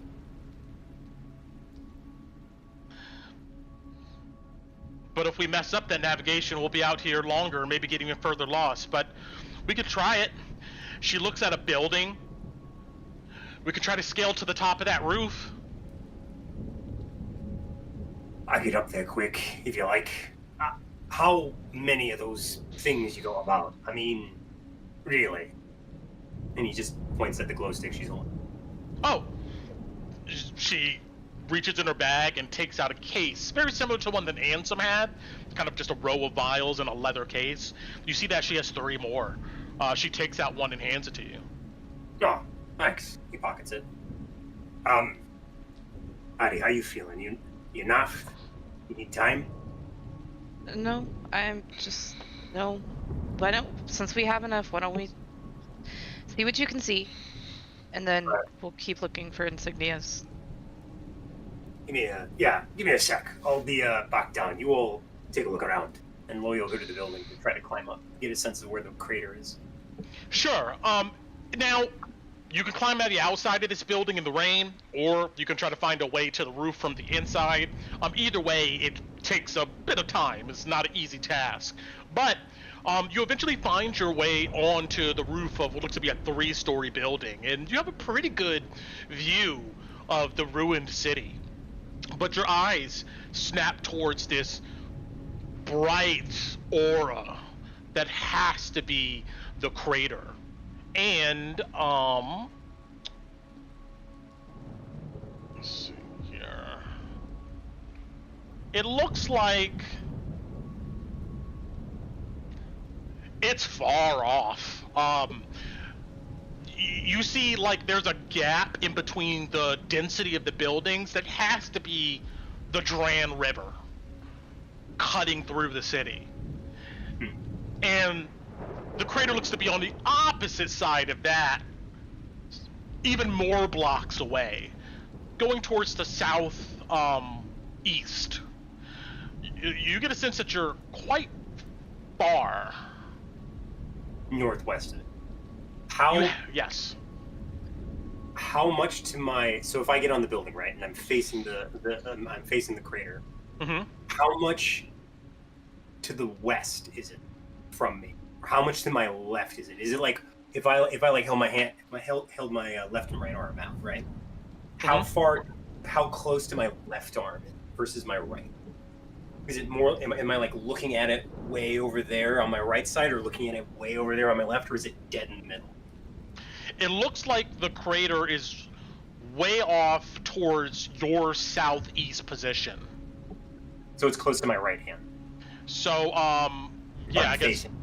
Yeah, if you're facing the crater, you're looking southward on the city, then the crater would be closer to your left arm. On my left, okay. We need to go directly behind then to go. Who has a map? I know one I have person all had the a map. maps. Okay. Yeah, that's what Elias is trying.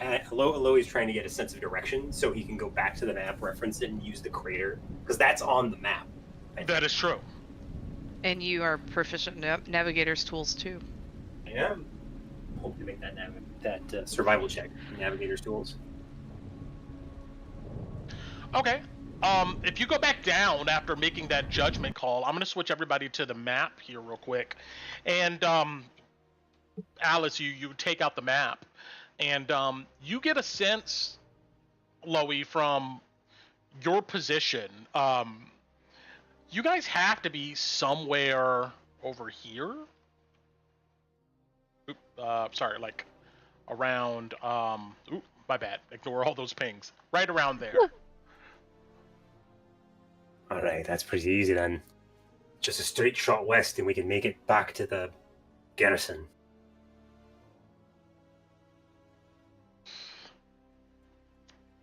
I think if we go up that road, and he points towards the boulevard that heads north and then west. Petra says, "That's a good idea. Some of these roads are blocked, though. Either intentionally or they just kind of collapsed in, so we're probably going to have to make some workarounds." That makes sense, given all the sinkholes and the fallen buildings we've seen just running from the gnolls. Did you all find any more of your markers then while I was up there? Alice, you can roll for Petra and yourself searching. Okay. All right. I don't have Petra's hand. Oh, I can give that to you. Sorry. Actually, I'll Didn't just put it roll in for time. her. Okay. Just do that. Yeah, Survival. Oh, I'll take a 21 this time. Hey! That was a key. Lowie just had to climb.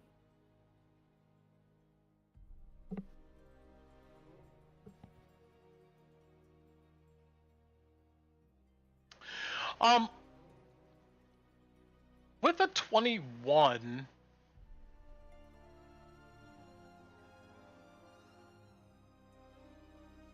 You guys, Alice, I'll say that you find one of these statues that sits at an intersection, and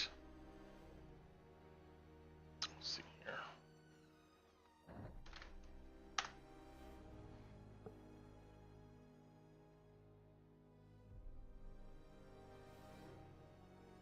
Let's see.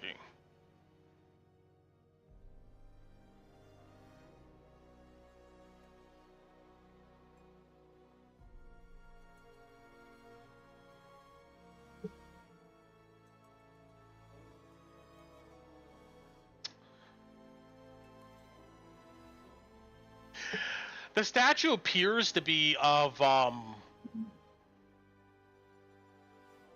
woman with long braided hair, and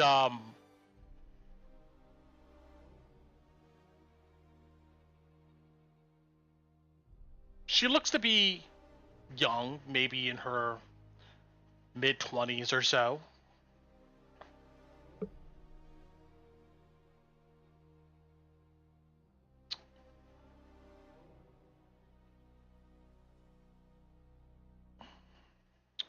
One second. You're fine.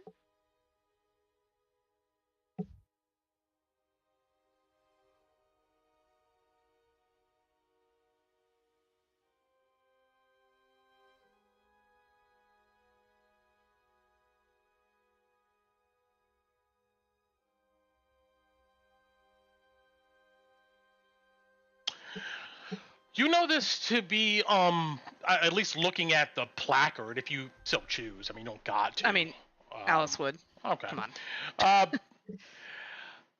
It says that this is of Lottie von Kroger. The placard pretty much explains that she was married to Vincent.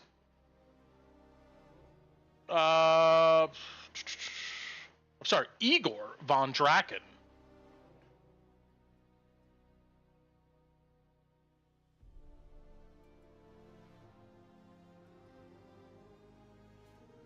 Okay. Of a year or anything? No, it doesn't have a year. But this stuff from at least the black books you've read is like easily 300-400 years ago, maybe this person lived.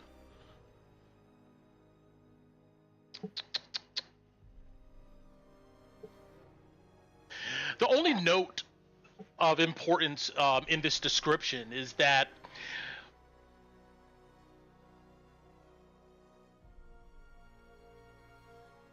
Lottie von Kroger was married to Igor von Draken as a political alliance, in order to combine the von Kroger family and to absorb the von Kroger family into the von Draken family.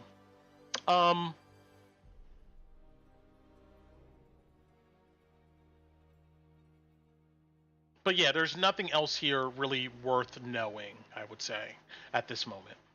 But that's what you see, and I will give you guys a picture of this person.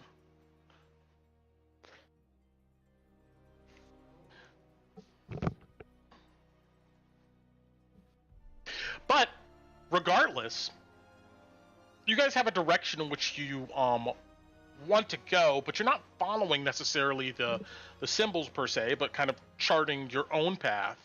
So with that,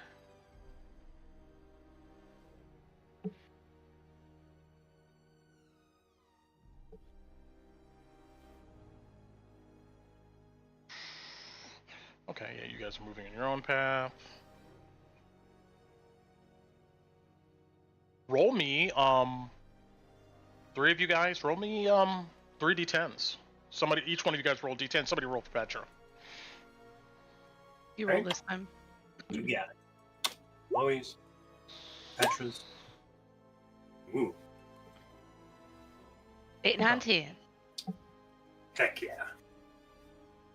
Okay, so after a first hour of searching and another, I'm gonna say, hour? Yeah, a combined hour of kind of like figuring out where you guys are at from a vantage point and then moving. It's about 2 hours or so, where you guys begin to make your way westward, you believe back towards the garrison. Kolabati, you get a short rest in. What are you doing?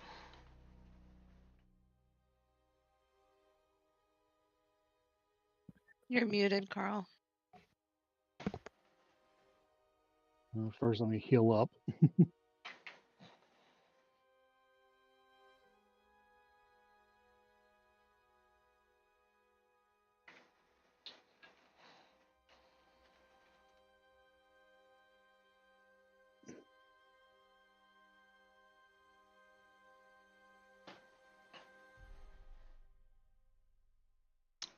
Meanwhile, put this in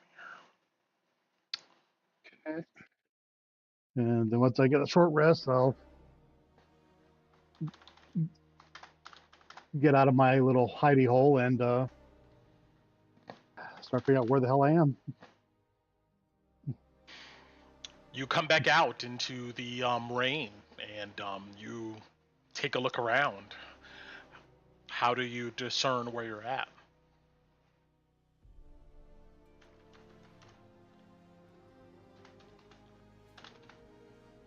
Anything in the sky visible, or is it still too raining? Besides a very distant, intense glow, probably coming from the crater, and also to the north, the castle. Those are the two really only things that stands out in this darkness and rain. Oh, well, considering the crater was near the river and the castle is pretty much directly north, middle of the city, I'm going to see if I can use that and well, let's figure out a way to choose that and start heading west. Understood. All right. Figuring out the craters to the south, the castles to the north. How do I make it west? Go ahead and roll me a wisdom survival. You don't have a map or anything, right?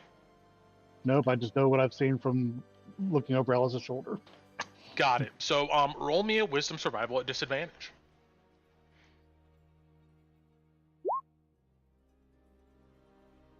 You're able to make your way in probably in the appropriate direction,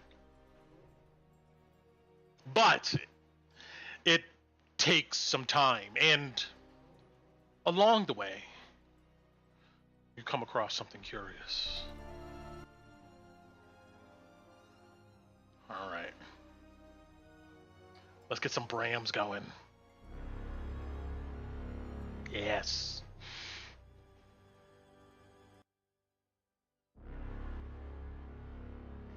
Kolabati, in your hour-long kind of walk, discerning where you're at, trying to maneuver through the ruins in the most careful way as possible.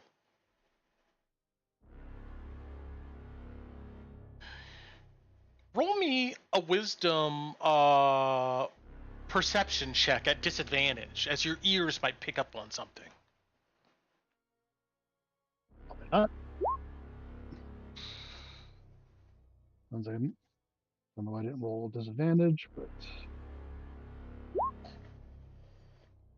12. You come across an area where it looks like a building has pretty much collapsed into a pile of rubble, kind of forcing you to find another route around. The quickest seems to be through an open doorway leading into what looks to be maybe a large hall of some sort, and out the other end. As you go through this hall, you almost come out the other side. No, you come out the other side.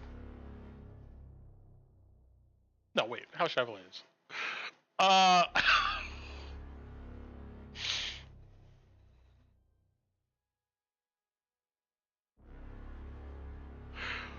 You come out the other side of the hall onto another street.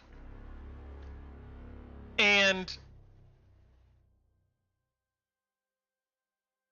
You see in a building across the street, it looks like a records hall, maybe of some sort. It maybe even says that on the top of it. You can see, it looks to be somebody's inside there.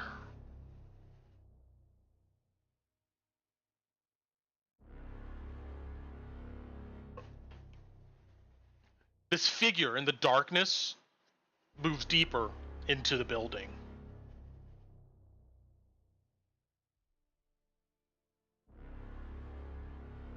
Do you do anything?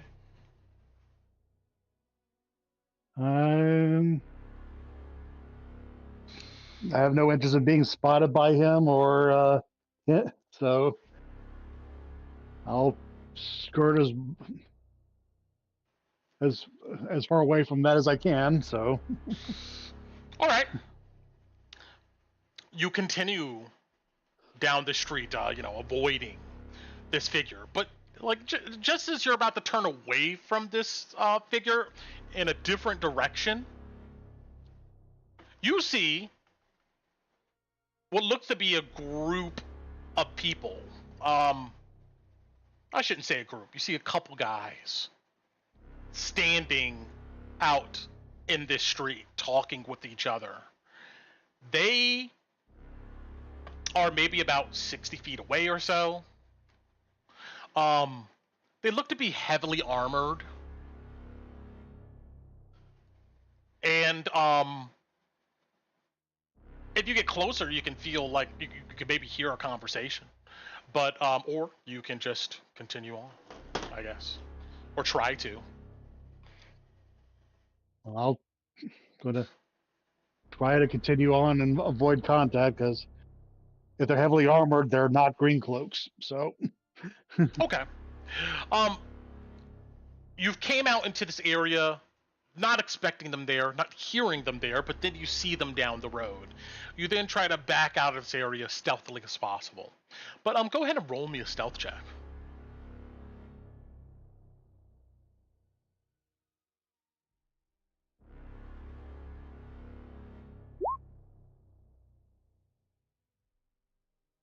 Okay. You back up into another building and try to maneuver through it to find a different way around. And the figures that you saw on the road, they don't seem to notice you or pursue. But let's see here.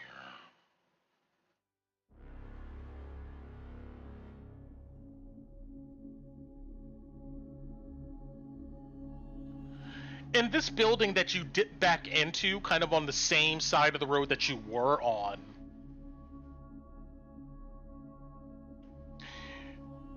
you hear what sounds like whimpering. Like somebody's like crying. So in context, you come out of this hall, you see a group of people on the road, you then try to dip into another ruined building to maybe track around them. And in this other building, another records hall, you hear pretty close to you, maybe in another room, like 5 or 10 feet away, you can hear some whimpering or some crying. I do not keep moving away because this is the inner city. I don't know who would be whimpering in here, so keep as much distance as possible between me and the sound as there is. All right. Roll me a stealth.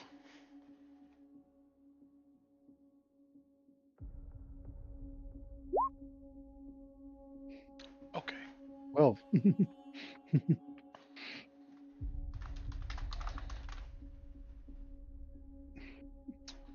Let's see. Where's...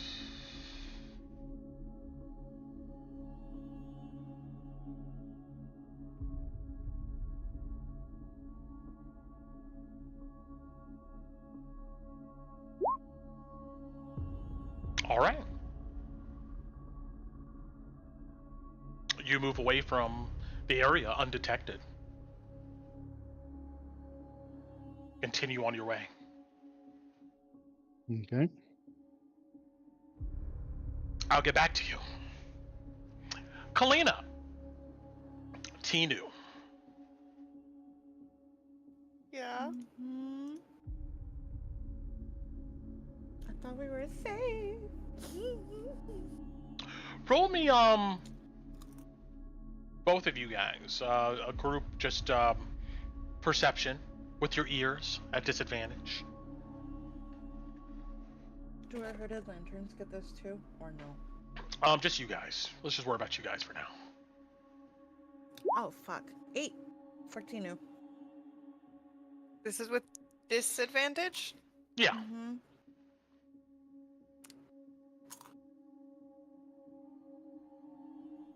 Roll high, sis. Wait, I'm looking at my passive. Where's my regular? Oh, fuck. There it is. Roll nat 20. That is actually fif- maybe the highest I've rolled all night. 15's great. With a 15, you pick up on a faint sound just rising above the pounding rain. It sounds like an engine, a clinking sound. It sounds close, just beyond some bombed out buildings ahead of you guys. And it's in the direction you're going to get back to the garrison. But you hear this, Calina. I'll fuck. I'm gonna mention it to Tinnu. And then quietly ask one of the green cloaks, what's in that direction? They look at you and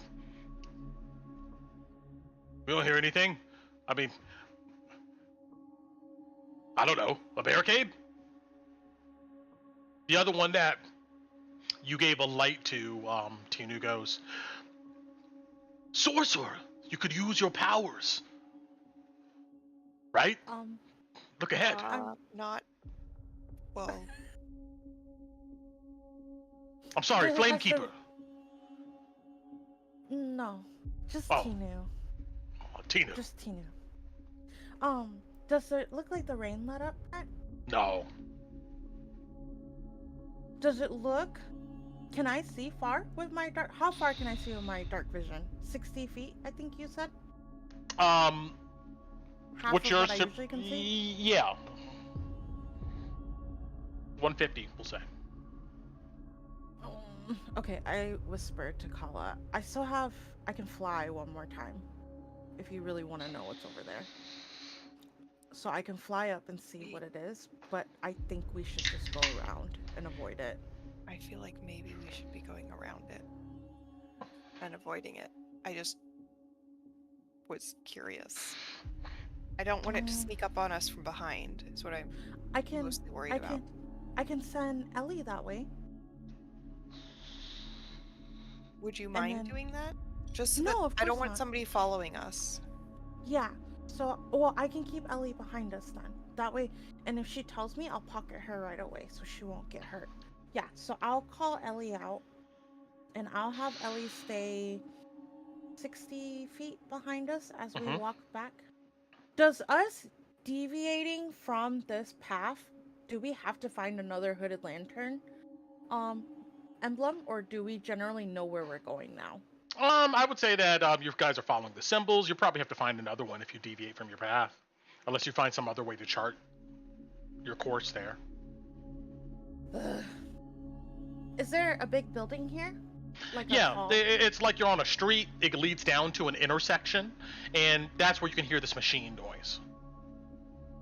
I mean, is there another building within the vicinity that's not that building so that Tinnu can try to mark where we are so we don't have problems if we deviate?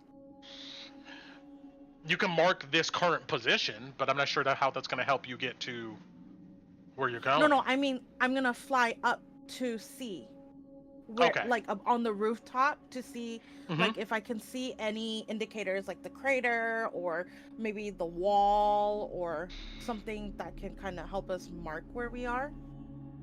Sure. I know we don't have a map, but What's Ellie's like?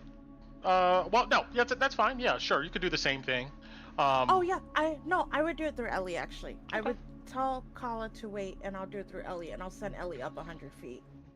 Ellie's dark vision is I think it's 120. Yeah, it's 120. So Okay. it would be half of that, so 60. So Ellie flies up, and at Ellie's range, she can kind of see what's ahead at this intersection before you guys. Oh shit. And because you guys are not about to be lame and just go, I'm gonna go around everything and hide in the shadows. No, I want you to see this stuff. I mean, I want to see it too, but I don't want to die. Well, you're gonna see it now. Ellie's gonna see it at least. All right, that's what's gonna happen. Tinnu has the bag of holding. I have the dog. I have everything. I can't die. I understand. I'm just teasing. I know. But all right. What was I gonna do here? There we go. I really hate the ominous music. It's always the background. I know. I hate it too. But I'm gonna keep Ellie. She's gonna keep to the wall so she doesn't get spotted. Okay. But she's gonna go up. When Ellie flies up, she gets a good vantage point of where the castle's at, and probably in the distance to the south where the crater's at. But she's also able to see on the road just before you where Kalina heard this noise, the following.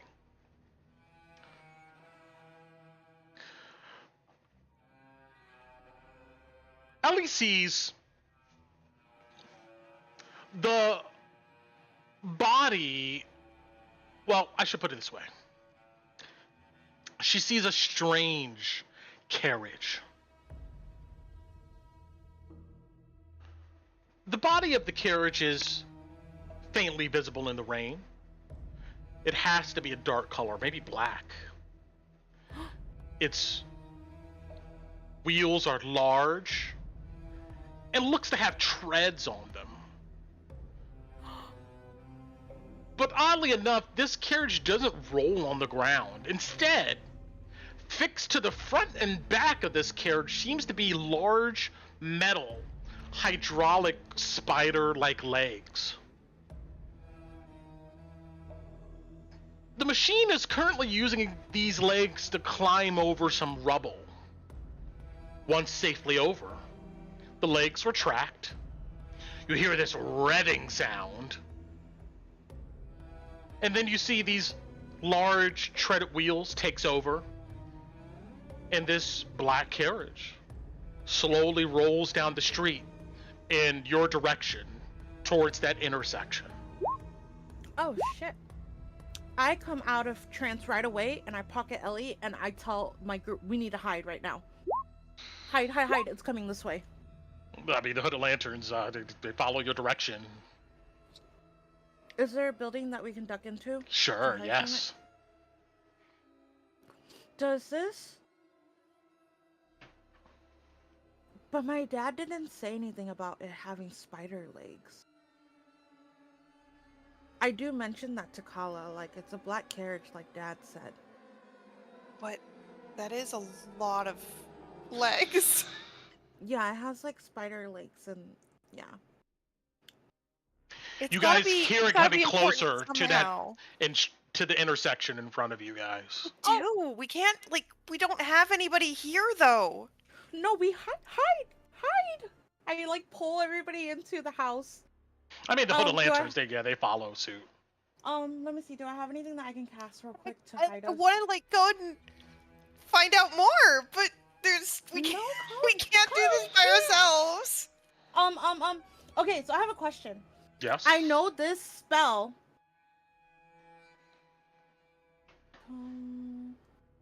Oh, okay. Yeah. Okay, so Liamon's tiny hut. I know we can't sleep in it, but can I use it like a barrier spell? I mean, you can try to cast it, yes, Takes but a whole minute to it takes a cast. minute to cast. Oh shit! I don't have a minute. Okay, never mind. Oh, let me look at my spell. The idea, though, I don't know. I think maybe we do just go in a building Yeah, we go into the and building. like put blankets over anything with light on it, or not. I don't know. Do we have blankets? I mean, yeah, the hooded lanterns, they tuck their, their glow sticks in. I can cast darkness on this, but that's gonna be annoying to get out of. Yeah, maybe we'll just hide. We'll just hide. Well, but the darkness. Okay, I tell everybody to hold hands. I want to pick a building because this darkness is 15 That guy feet. eaggerly wants to hold hands with you. He reaches his hand out. He's like, yes. Oh God, Tinnu holds his. And well, actually no. Tinu's gonna have him grab onto her belt. Hold Okay. onto my belt and hold your friend's hand so I have free hands. And then I'm gonna hook arms to Kala and I'm gonna cover us in darkness. It's a 15-foot radius, but I want to find it. I want it inside the building so it's not like like a building and then you have like an orb of darkness around it. That would give us away. I want it inside the building, if that makes sense. Okay, sure. You grab onto your small shard and you see an envelope of darkness come around you guys. And If you then get to I'll the hold my edge secret. of it, you can kind of peek out and see what's going on. Why are you teasing us, Brett? Why do you? Just saying. I'll tell Kala that. But do you want? Oh God, it's right there. It sounds like this thing has turned onto the street in which you guys were on, and now you guys are hiding in a building under the cloak of darkness. Oh, it's so bad. If you peek out, I mean, do you or no? Tinnu will summon Ellie inside the darkness, and I'll have her crawl and peek because she knows her sister is dying to see what it is. I'll sit while I'm holding their hands in the darkness, and I'll trance into Ellie so I can see. Amazing. As a rough concept, you see a wagon that looks like this. Muddy, dirty, but black in color, with these pincer-like legs tucked in as it rolls down the street in your direction.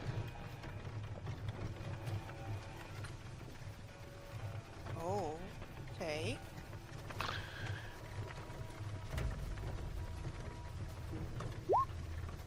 Oh, oops! I didn't. It comes to a grinding stop right in front of the building in which you guys are in.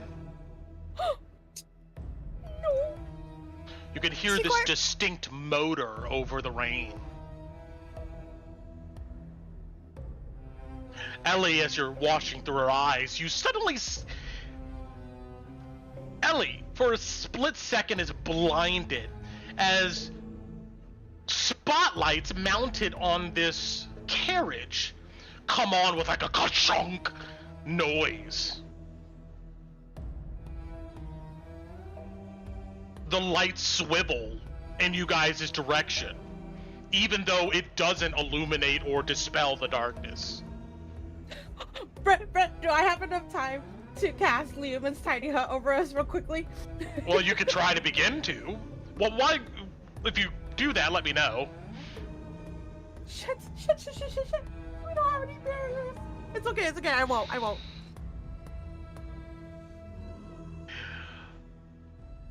The wagon stops, the carriage, spotlights in you guys' direction. Ellie sees the carriage door pop open, revealing what looks inside to be a lavish black and red interior. A red-tinted light spills out of the carriage into darkness. A voice suddenly emanates out from the carriage. It sounds tinny, like almost robotic.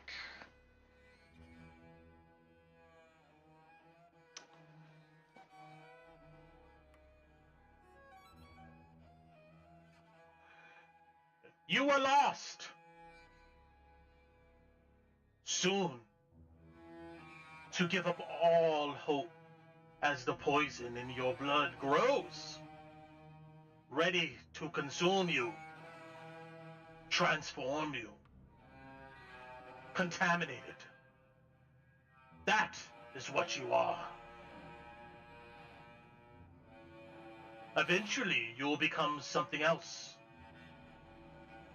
A monster of your nightmares. Unless you are cured. Alas, your salvation is here. Oh shit. As my master has unlocked the secrets of the haze. There is a cure. Even for the worst of contamination. Come aboard. We will go to them and free you of your sickness once and for all. Can I see what this being looks like? Because Ellie's like peeking her head out from the ground. Know if there is a being. Yeah, you don't Coming see any from- being. It sounds like this voice is coming from the carriage. Because it said to get inside. I think it's going to just automatically go. How does it know we have any contamination? It's a good question. The Hood Atlantis goes, "What is it? What is it talking about? Are we contaminated?" I mean, we're in Drakkenheim. Maybe we are. We don't know. It sits I there pull with the Ellie door open. back. Do we want to talk to it, or do we want to just leave? You can ask it your questions, Kala. I want to ask any questions now. Okay, You were Tinnu will. lost. Soon Oh. to give up all hope as the poison in your blood grew. Wait. Ready to consume you. Transform you. Hear us. I think it's repeating. Contaminated. That is what you are. Eventually you'll become something else. Can you hear us? And it Exactly the it same just- message. you Oh, it just okay. echoes on. Okay. So there's Oh not my actually God. anyone in it. I wasted a spell slot. No, not necessarily. It somehow knows we're here. I'm not gonna. I'm not dispelling it yet. I don't trust this thing. I'm scared Is of it. there? We're in a house. Is there a back door? Do you go Okay. out of the darkness? Because you can't see anything right now. I will dispel it then. Wait. Oh, okay. No? Okay, I was I gonna- won't then. If it's so, like, I wanted. If the darkness is like hiding in like the front door, if we like sneak out the back, if you can't see through it, does that mean that anything behind also can't be seen? As if it's like. Yes. Yeah. Like nothing can see through the darkness. Yeah, so Without we can't- magical abilities. So it's kind of like a wall, Yeah, we can't see either though. We're like Yes. stuck in the middle of it. but So if we we know run the into general some- direction that is because we can hear it. Yeah. It sounds like directly in front of you. So I want to crawl the opposite direction and poke my head Okay. up until I come out of the darkness. and Sure. see. You come out into what looks to be a meeting room area. There's some old furniture. You're gonna look for a back door. Yes. Okay. Go ahead and roll me in a perception. I send. Oh, I don't know. You didn't tell me that you were doing this, so I guess Didn't. I I'm feel. sorry. No, it's okay. I feel my sister's hand leaving me, and I'm like, "Fuck, where did she go?" You come out of the darkness into, like, around this orb of blackness is just this white light, blinding light coming from the spotlights on this carriage. But yeah, you see that there looks to be a hall that you're able to go down away from the area, and you check several doors, and you're pretty certain that there doesn't look to be an exit out the back of this place. All right, I'll No, crawl, no windows. crawl back into where everyone else is. I would say that yes, you do see, you come into one room, you do see a window that it's pretty narrow, but I guess you could shatter it, climb out. Yeah, that'll make noise though.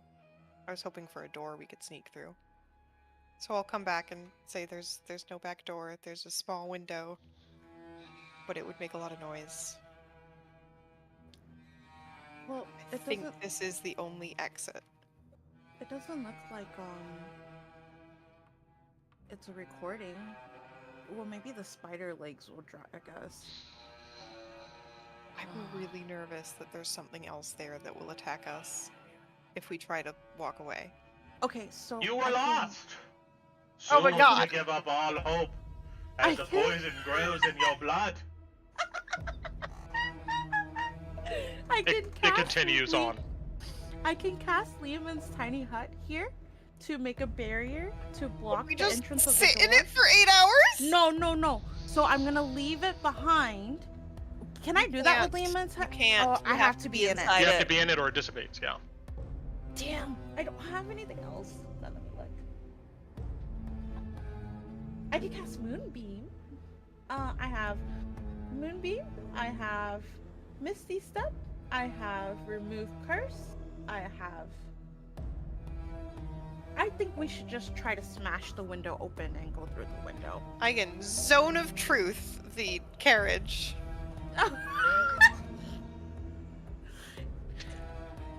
I- We might just have to try and go. through. I want to go through the window though and leave the darkness behind. Okay, we can try it. Okay, so I take my hooded lantern. Hopefully, he's holding onto his friend, and I have him I hold his hand, and I hold my sister's hand, and I guess we'll try to exit through the window. So we go to the back of the room. Is this window like a window that I can open, or do we have to smash it open? You look for you see that it's one of those windows that kind of not opens all the way. It's not like a pull-up window. It like opens outward at like an angle. So you probably have to Okay. shatter it.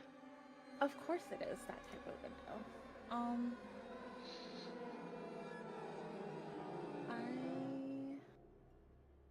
I think we have to. We can't. We're trapped in a house. Hold on, I might have. Hold on, let me check what I have just in case. Can thaumaturgy make things quiet? No. I just looked. Never mind. Yeah, I don't have silence either.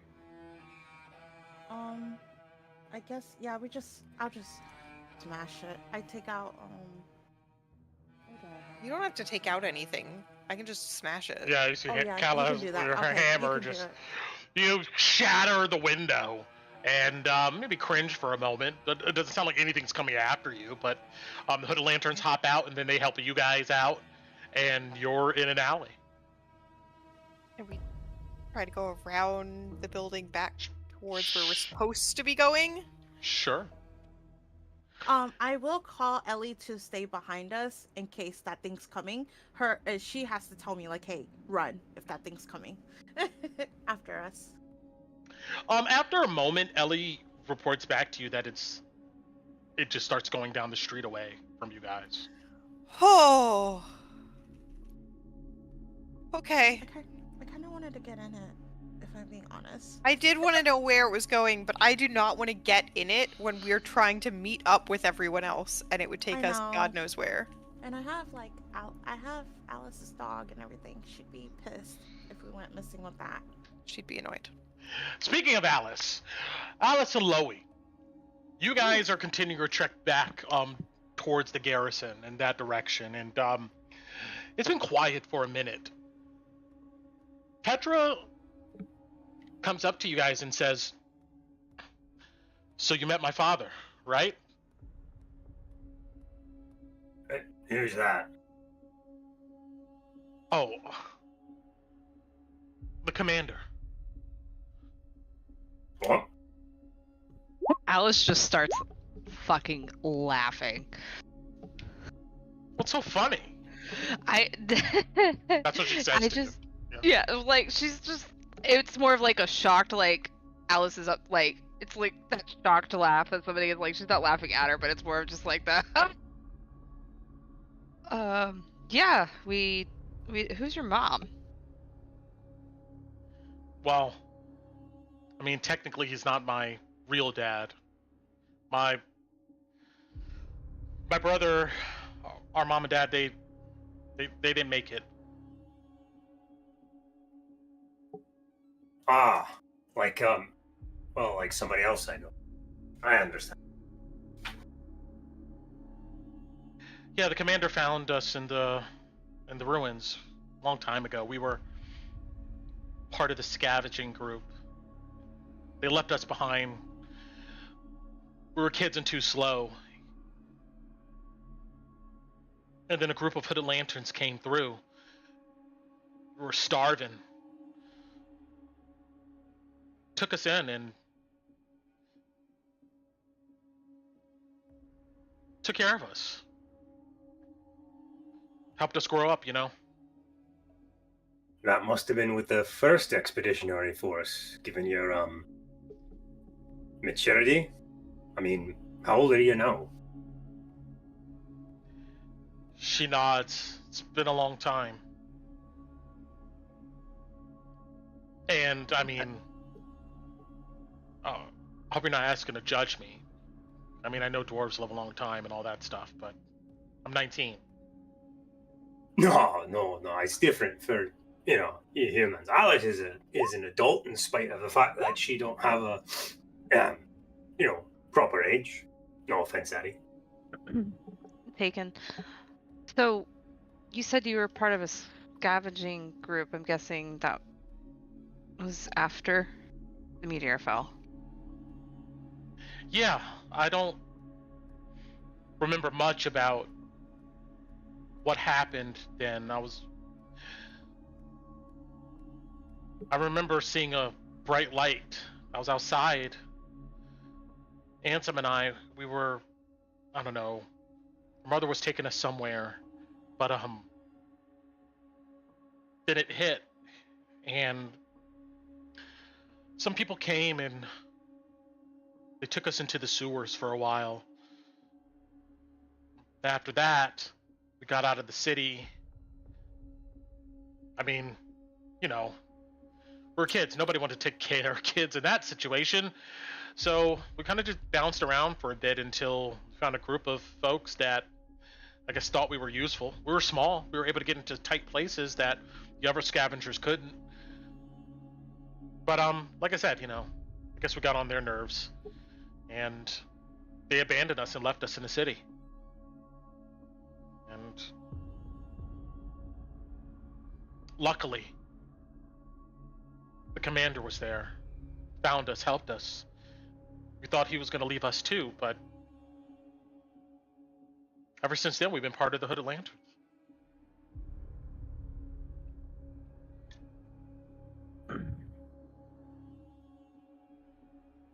How was he? I mean, the commander, was he in a good mood? Oh, no, he was about the same attitude as this one, and she'll point at Lowie. I've got more get up and go than that old kick. No offense. Not always. Fair. Well, you'd be surprised. I think he's older than you or anybody, as far as the rumors are concerned.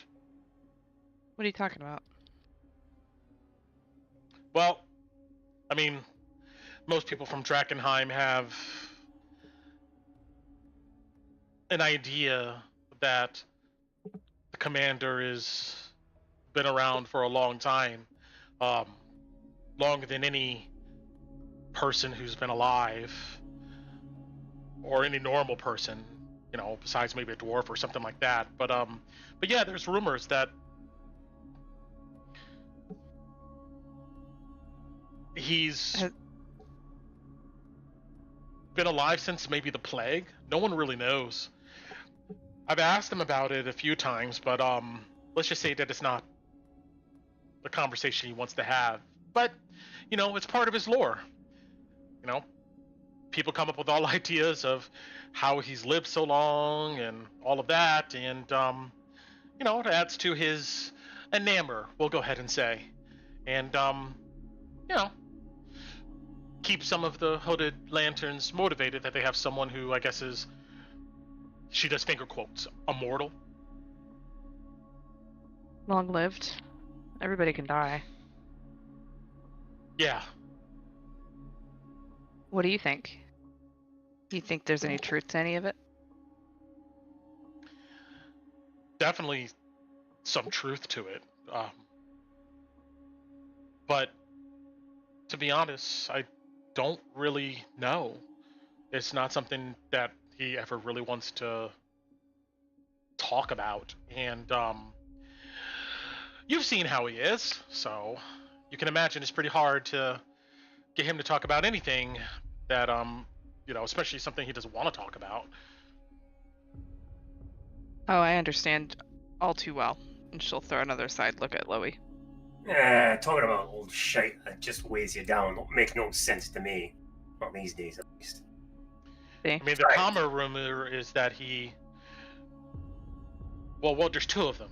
One, he got the plague, and the queen at the time, I forget who it was, Hildegard or something like that, maybe?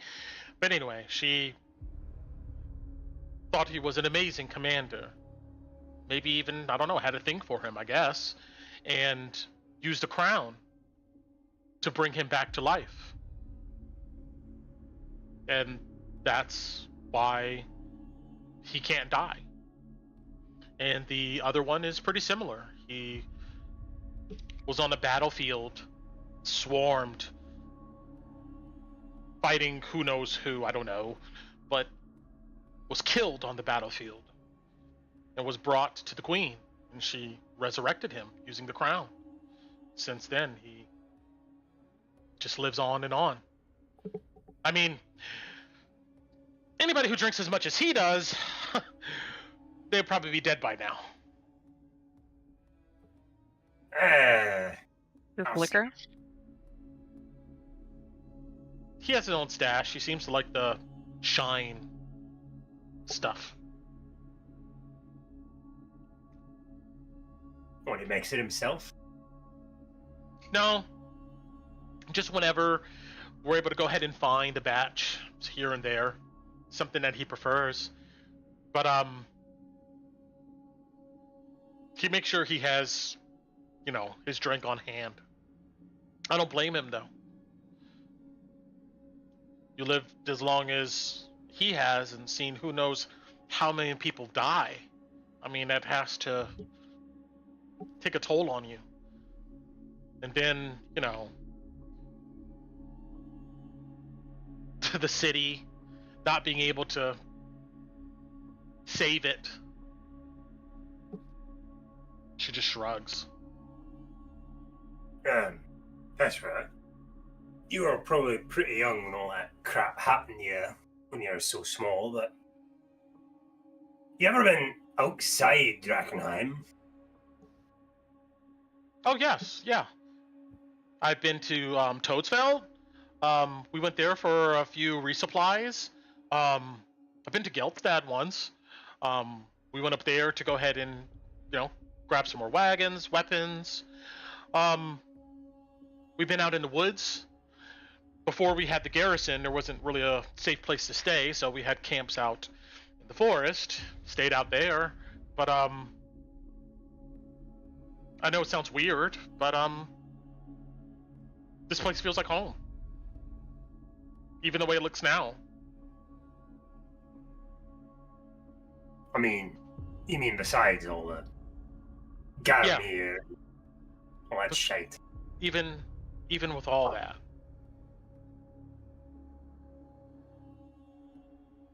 I mean, I even think Ansem would have the same opinion.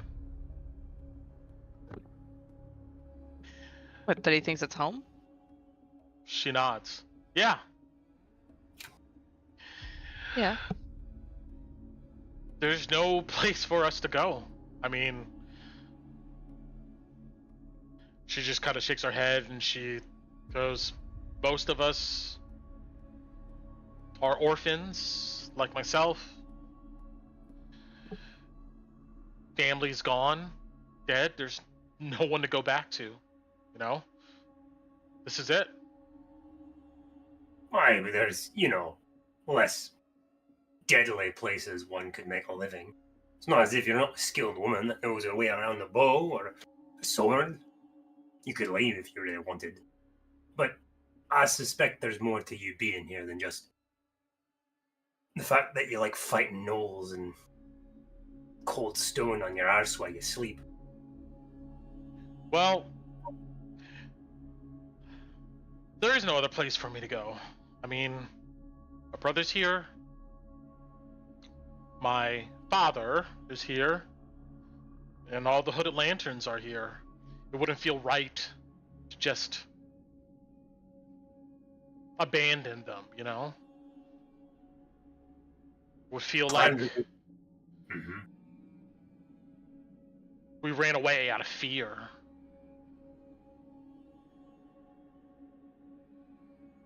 Aye, clan's a good reason to stay. Make a home of it. Carve your way out. That's the way of things. If you're to earn your home. Well, we shouldn't have to earn it. That's for certain. I don't think Drakkenheim is just going to let you take it. I like that. Drakkenheim, as in, like, it's its own thing that's alive. It is kind of alive in its own way. But I was more thinking, like,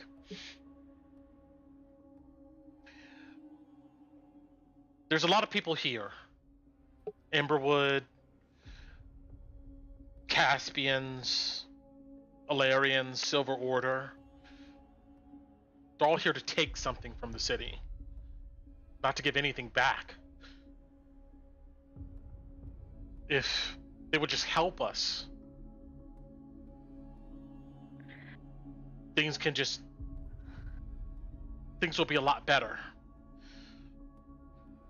But as my brother would say, yeah, there is no help. We're the help.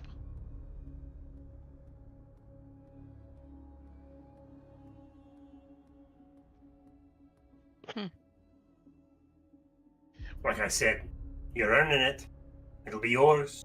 Nobody can steal it from you if you make it yours. Carve it with your own hands and cleave it with your own blade. That way, it's your home. Not the Silver Orders. Sure as shit, not those fucking thieves. Yeah, she says, kind of despondent. Well, why are you guys here? Go ahead, Lowie. You go first.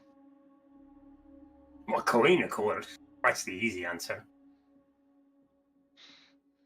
Calina? No, Coin. Not Oh, the Coin. I'm sorry. tiefling. Oh. She's just kind of disappointed. I mean, that makes sense. Enough of it lying around. There's more, but I don't think you're much interested in my woes. I am. Tell her.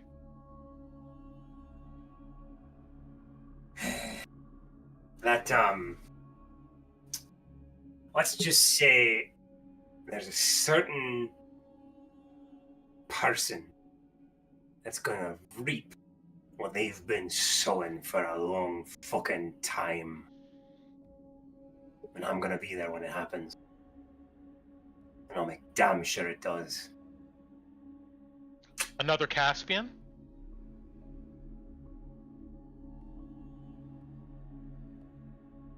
I don't think we know. No, we don't. I don't think anybody does. She thinks about that for a moment. She just kind of gives a beats me kind of look.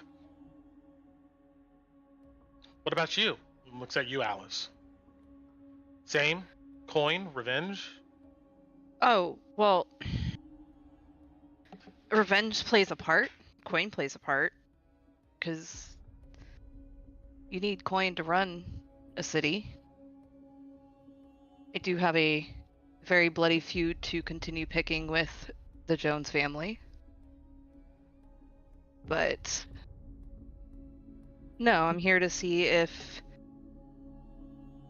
the people that have told me, because I understand being orphaned and not having anybody and being picked up by a grumpy old sod as a father figure, and she'll again look at Lowie and look back to Petra. She smiles.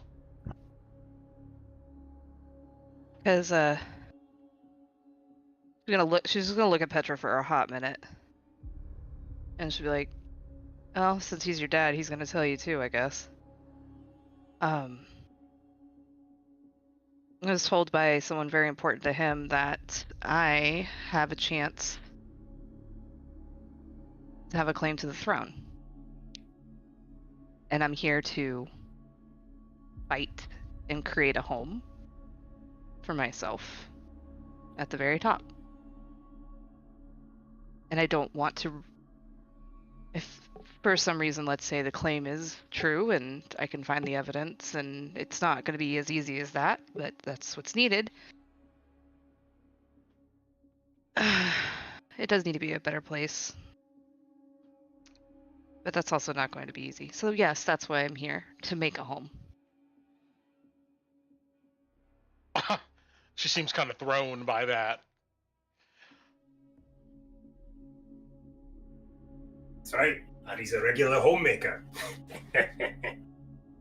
Sorry. So you're Avant Castle? I honestly don't know what the hell I am. That's the problem.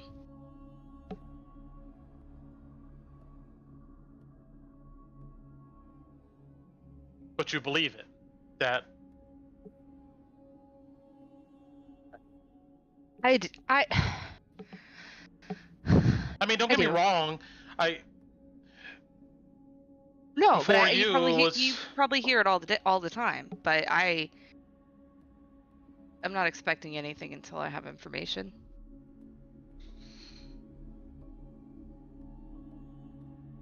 No, not a Von Kessel, no. Older than that. Much older line. No way. She kind of grins and shrugs. She's like, I don't know. I was told by several people, the Jones family that I was a ward of has done some things that lead me to believe they believed it enough to think of me as a problem. And the Jones family doesn't do things that aren't worth their time. So I think there's something here. I don't really care what line I come from, but if it's something I can achieve, why not? See? Carve it out. Make it your own. That's the way, Ari. I read this book when I was younger. It was more like fairy tales or anything to, keep you in line from, messing up and doing whatever. But it talked about the King's Curse, the Von Draken Curse. Heard about this? I've heard snippets of it. Well, the book says that those with Von Draken blood have extraordinary power, but also an extraordinary curse. Their ambition to rule often overtakes their ambition to, or I shouldn't say ambition, but it overtakes their ability to rule, I guess is what you would go ahead and say. I mean, there's a bunch of tales in this book of old kings going mad with paranoia,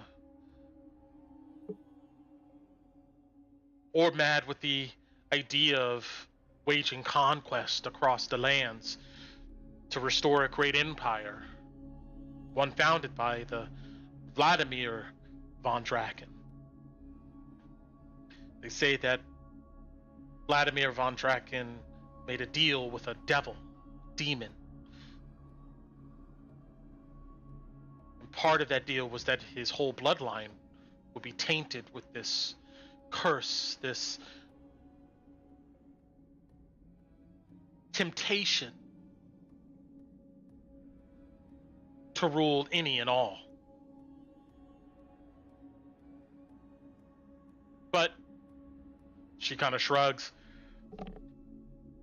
No one's seen a Van Draken in a very, very, very long time. But anyway, I mean, the whole moral of the stories were that control yourself, be careful of things that you wish for. And she just says that.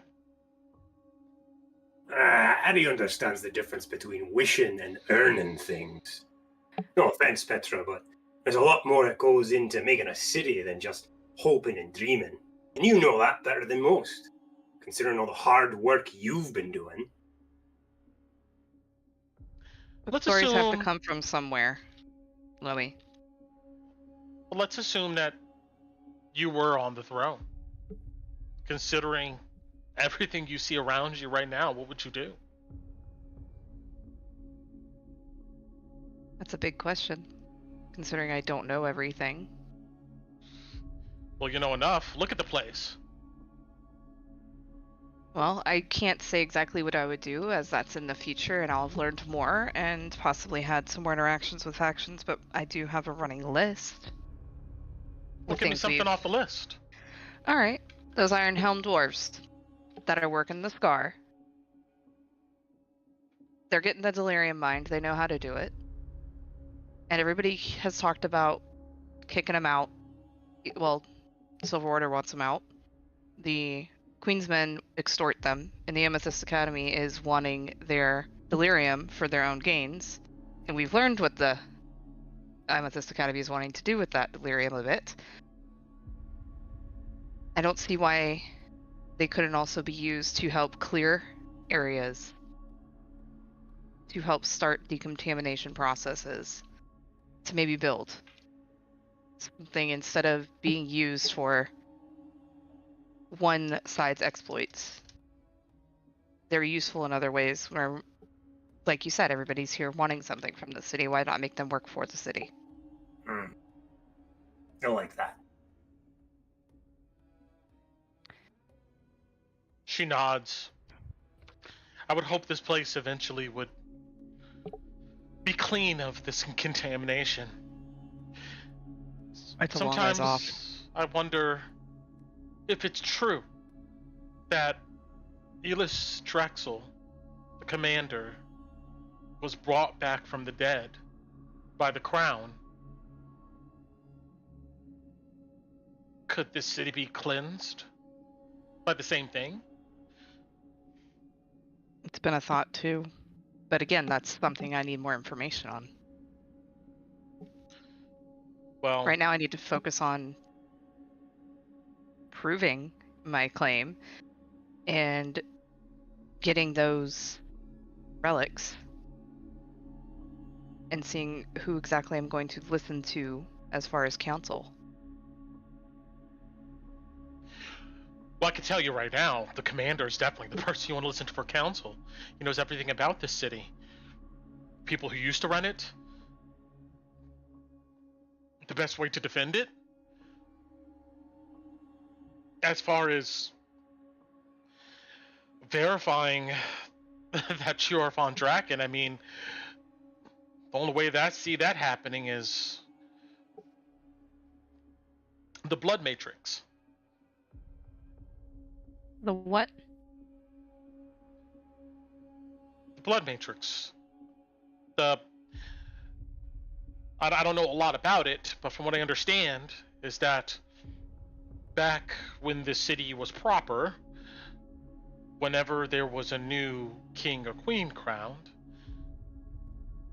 there was a rite of lineage or some type of passage. They would take your blood and they would put it in this thing. I don't know exactly what it looks like, but it was able to verify that you are one of the, I guess, Von Kessels, or even further back to the Von Drakens.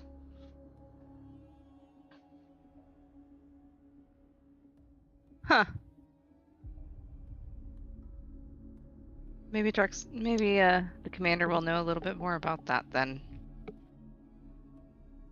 He definitely should.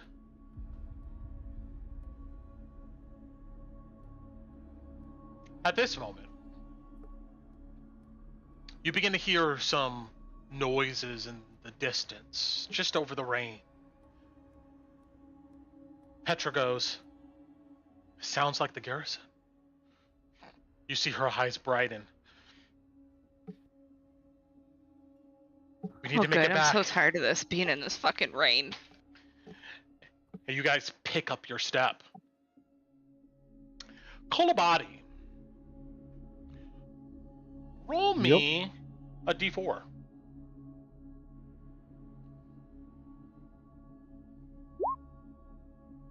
Okay. You travel an hour through these ruins, and you don't see anybody else besides that whimpering and those armored folks you initially saw. It's still pouring down rain. Do you do anything at this moment? Well,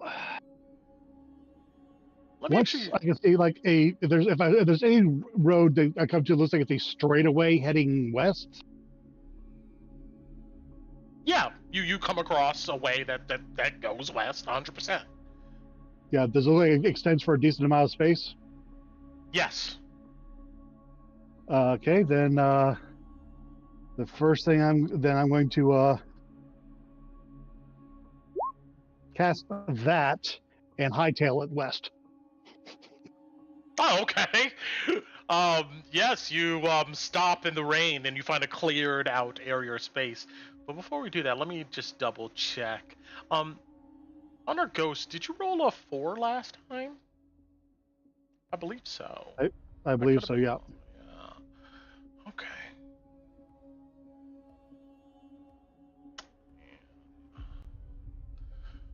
Just see something here.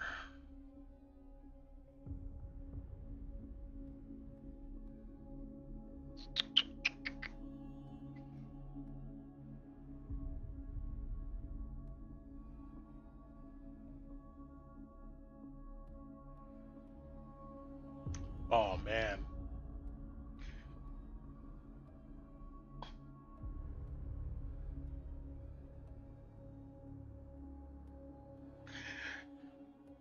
Right before you conjure this steed,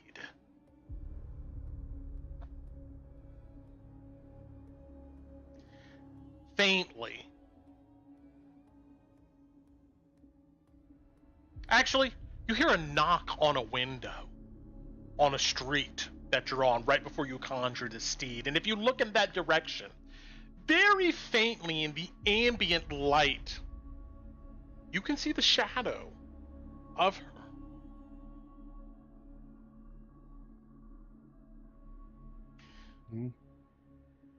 I guess I check to see what she wants. You see the figure on the window move and then take a finger. Even though it's on the window, she puts her finger on the window, and in the condensation, you see she draws a tower.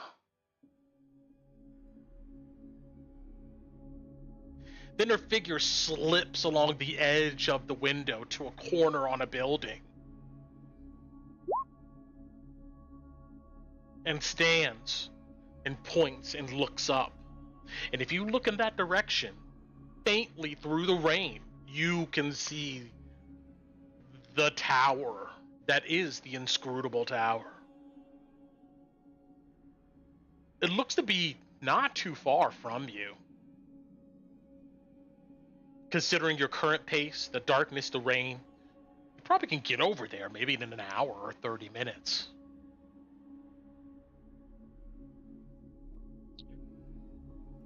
I looked at the figures like the tower may be that way, but we have no way to get inside yet.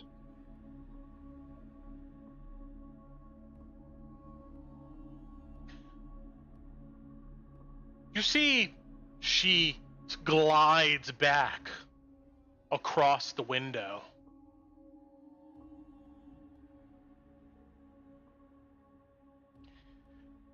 She then uses her finger to draw what looks to be a key.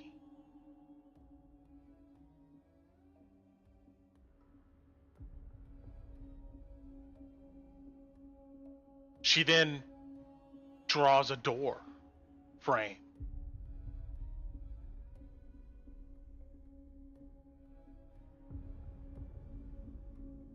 And then she moves Where back. is this key? She stops.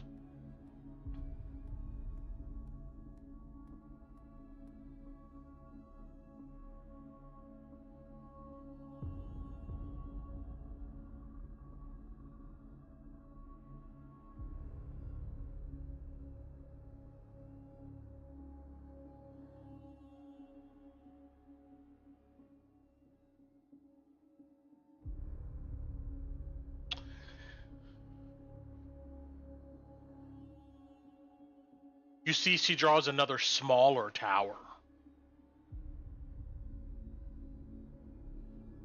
She draws a circle at the top of the tower in what looks to be two arms, almost like a clock. And then she draws a question mark in the tower's frame. The clock tower. Next, she moves back on the other side of the window.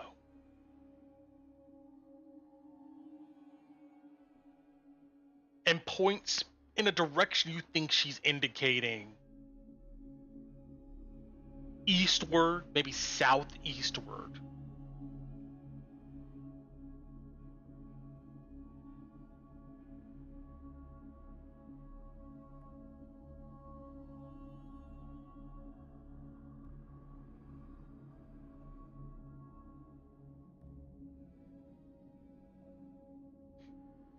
We'll need more resources if we want to tackle both of those locations. I need to find the others. She crosses her arms, and then the window just shatters. But that's all you get.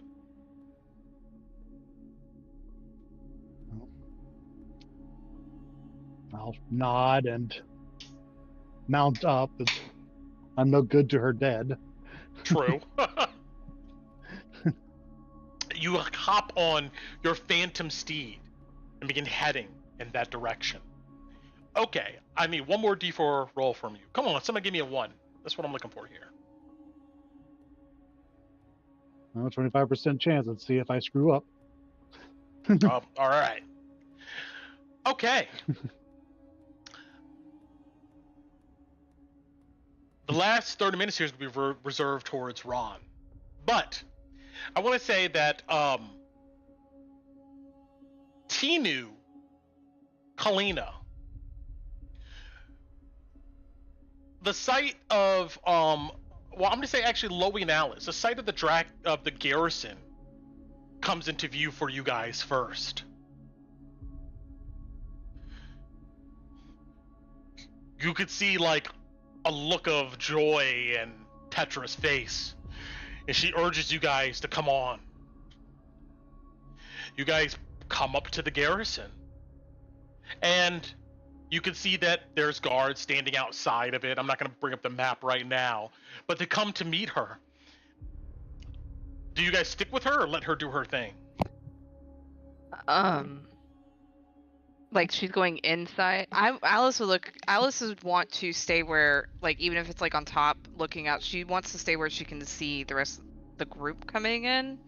But I mean, first she would ask if anybody else had been seen, and if she's told no, which I imagine she would be, then she would talk with Lowie and ask if they could stake out to be able to watch the others come in. Sure. So you come up to these guards standing outside of the Garrison, and she comes up, she goes, Ansem, did he make it back? You see the guards look at each other. The group made it back, Lieutenant. She goes, well? They look at each other and they go,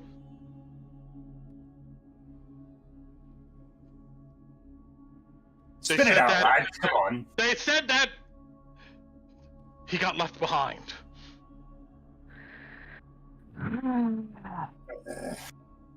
You see her demeanor just drops.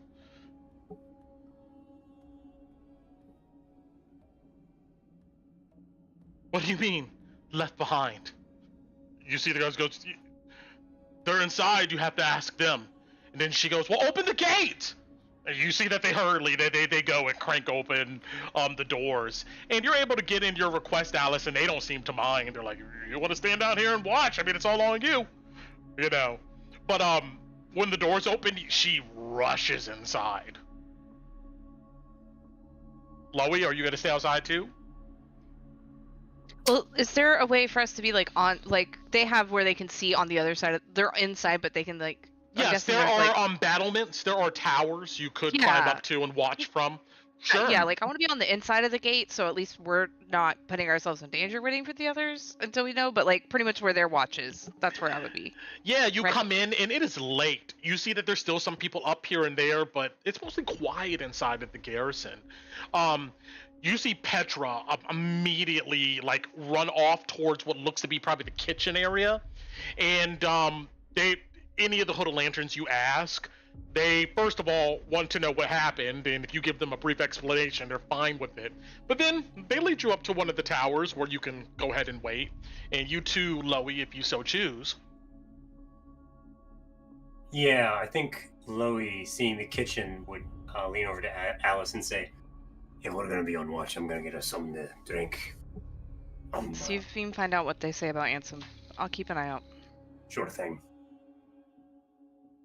So yeah, I'll split off from Addie, noting what tower she's on. I'm gonna go listen in while I go scuttle about in the kitchen, trying to find something to drink or eat. Sure. I'll go ahead and put the garrison on here right now for the minute.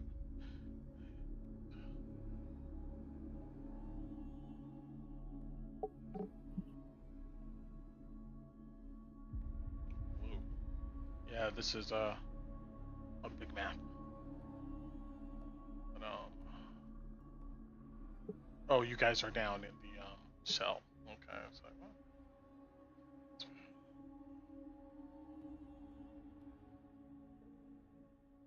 Just move everybody up, yeah.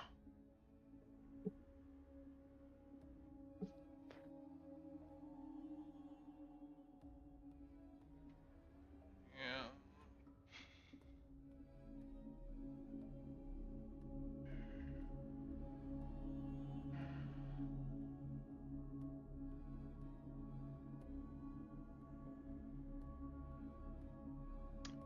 Good enough. We'll give the others another time. All right. So,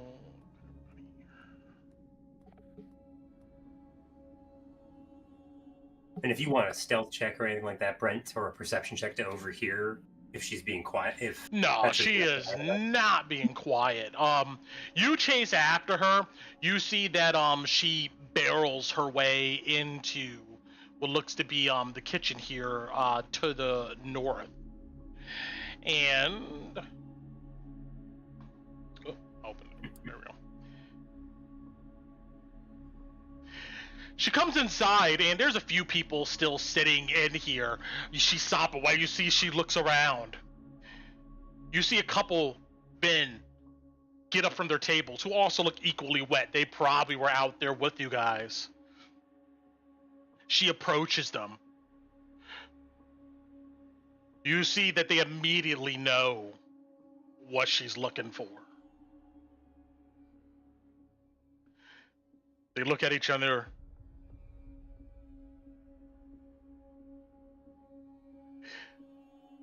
They look at her.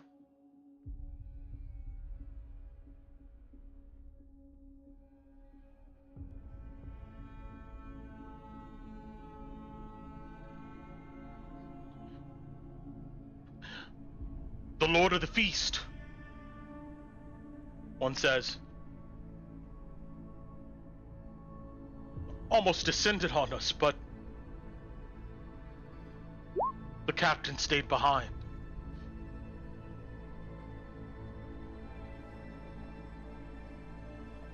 You see she just stands there in the middle of the kitchen area.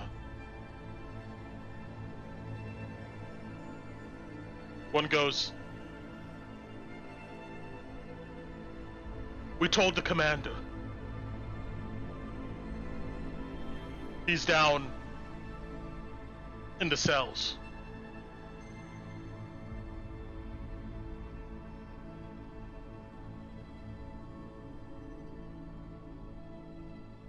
You see some of the others who are still here just watch her as she doesn't move. I'm not going to put her on a map or anything, but she just stands in the center of this area, just looking forward.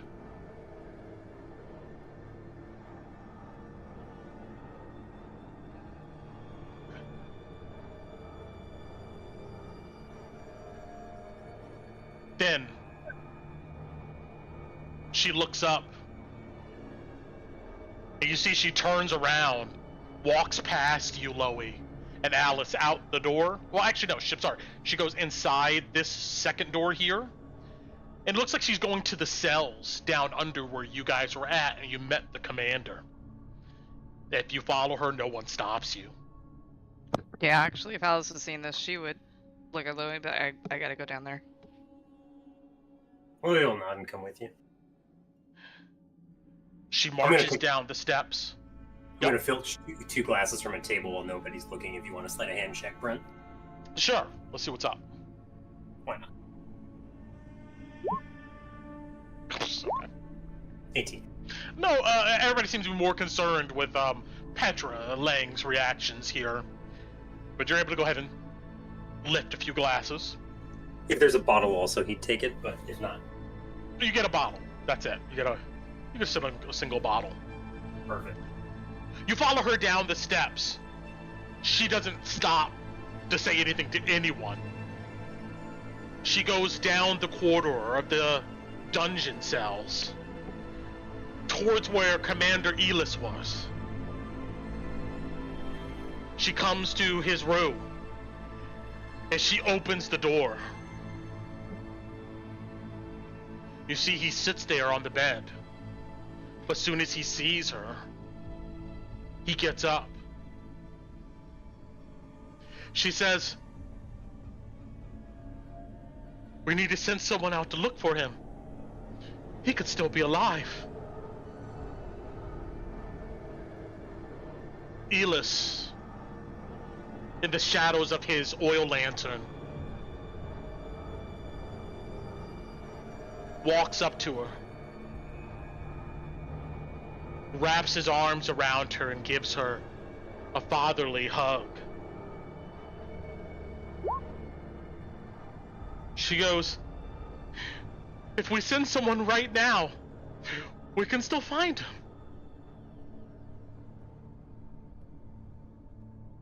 He says nothing, but just holds her. She goes, right? Right?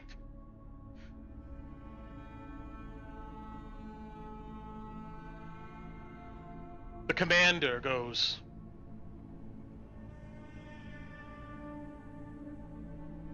we'll look for his tags.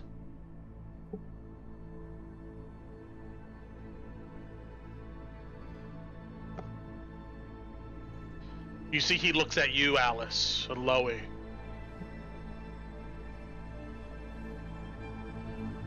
Almost a look of, I'll get back to you later.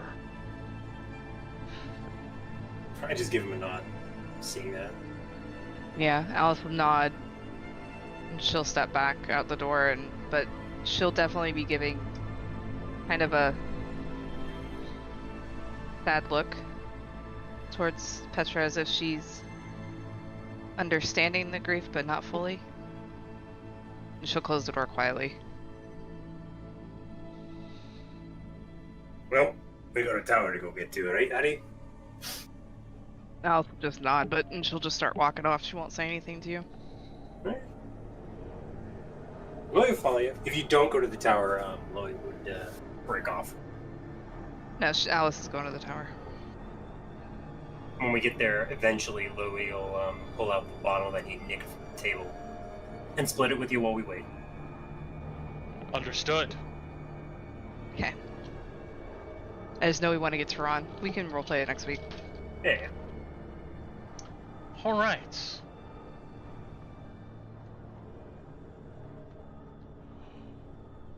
Raan. Is it still Ron?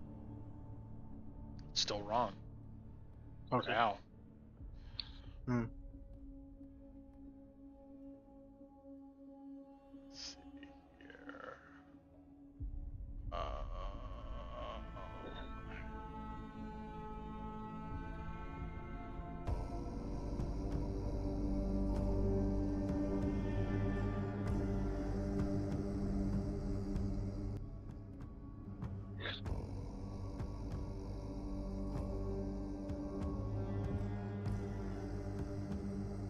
All right.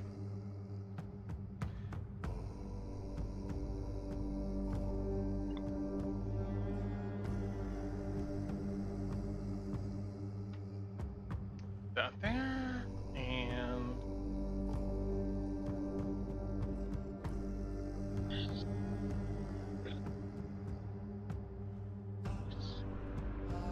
we go.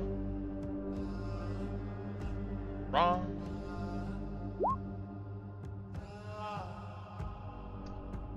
And I think I have a party token. I'm gonna put this guy in here. I think everybody should see this guy. Let's see.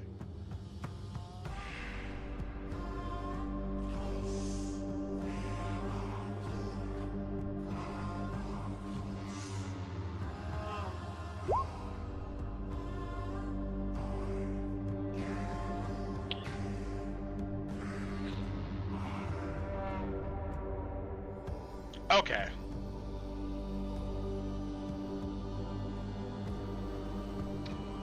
Raan. I just have a party token down. I don't know if everybody should be able to see. It's in black. here. Oh, it's black. Let's see here. All players. Limit. Vision.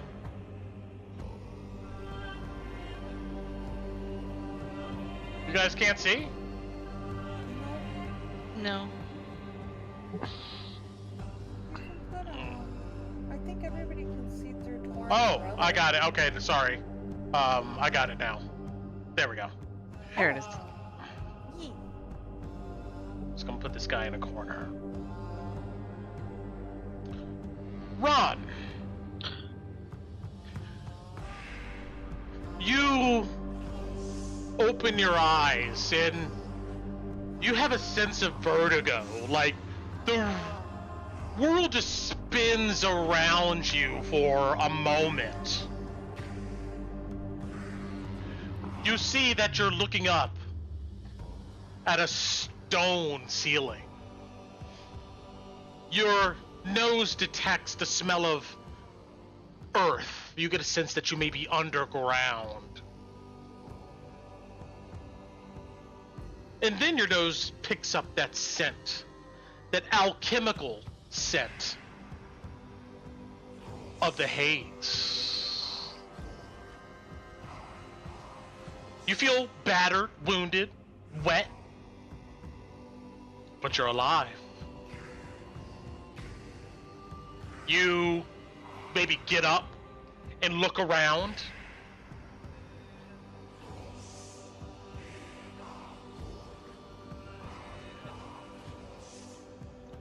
And let me get rid of this initiative.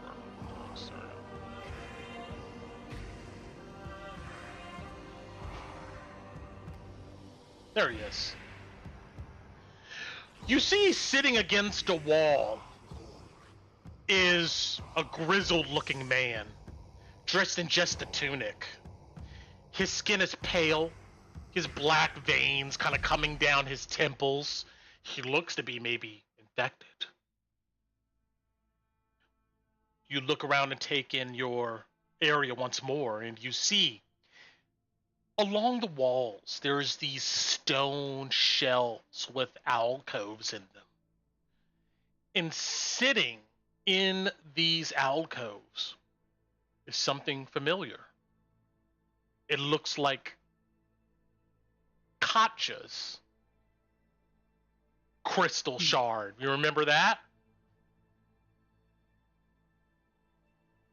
Is this the area Torin's backstory went to? No. So you guys remember that yes. you remember Sorry. that you were at St. Brenna's temple, and you guys defeated the followers of the Falling Fire there, right?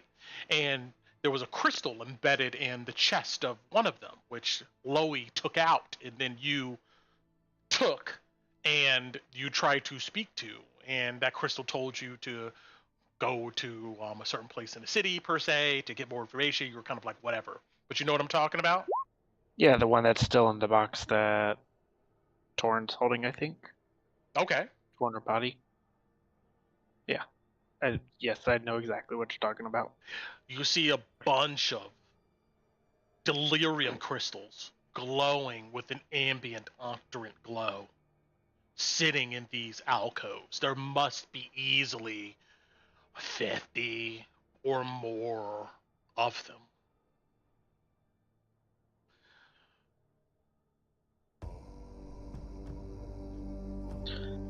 To the south of you is some worn stone steps that goes up to a door. Immediately to the west of you is a stone door that's shut. It looks like it has a metal latch or something on it. But this guy sitting against the wall here sees you get up, and he kind of shifts a bit in his seat. He goes, "You're finally awake."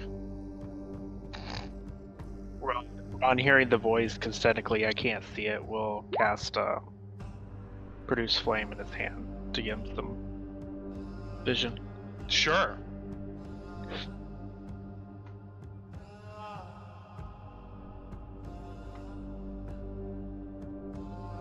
Thank you. Okay. This guy here, do you recognize him? If not, roll me an insight. I don't, so Ron does. Insight? Yep. Maybe 14. He looks really familiar, but he says, "I remember you. From St. Ardina's, Emberwood." Okay. I rode the Griffin when High Flamekeeper arrived. Oh, the first time? He nods.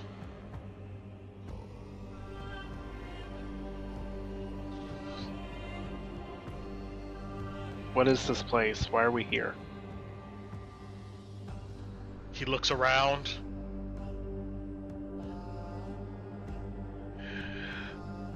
I think this is one of the chapels or churches close to the crater.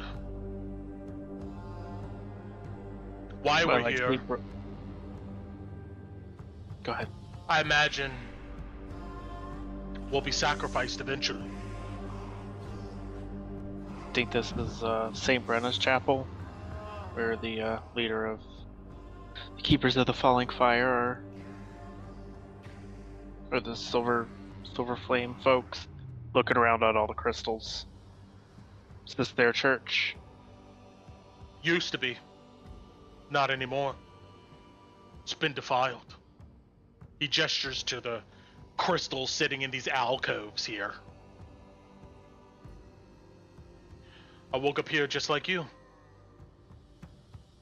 No, did you see me arrive? He nods. Was it that angel style thing that showed up, or was it something else? He looks a bit confused. Angel? There's no angels here, friend. Maybe not an angel. Looked like a evil deva that picked me up out of middle of Drakkenheim and brought me here for whatever fucking reason it did. He shakes his head. I was on patrol. Someone must have known my patrol routes, because when I landed, they came out and assaulted me.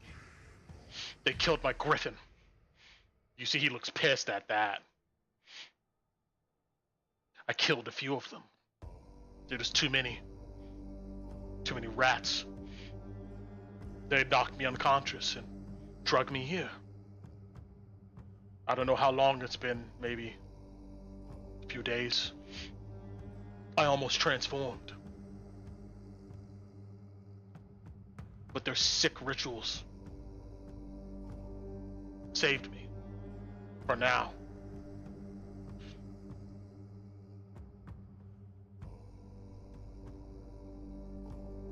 Well, how long have you been here? I stopped counting after 4, 5 days. Must have been maybe a 10-day.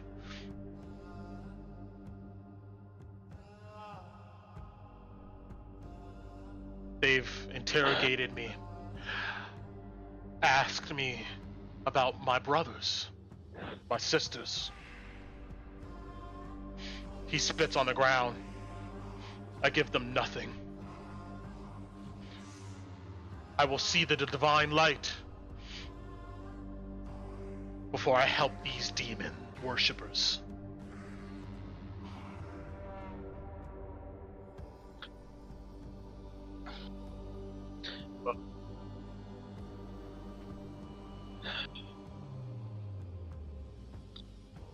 As you look, looks like we have time to kill. Or do we? The haze is still down here, although not as potent. A long enough time, you'll transform too. That's what you're saying is I shouldn't help you cure your contamination. Just wait.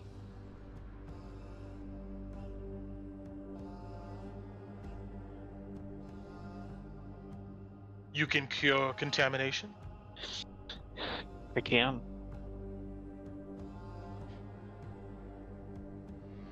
You see, he looks towards the steps.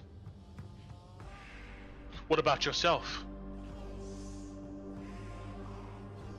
Well, that's the conundrum, isn't it? If you can help me get out of here, or if you have any inclination of how to get out of here, then I can use it on you as penance, or you know, I can sit down here, rot for a couple days, and then heal myself, and you know, just go back to the same cycle. Either way. You don't have your things. And you look around, you don't got any of your items. All you have is your clothes. Well, scratch what I said, because that's gonna be a little more difficult then.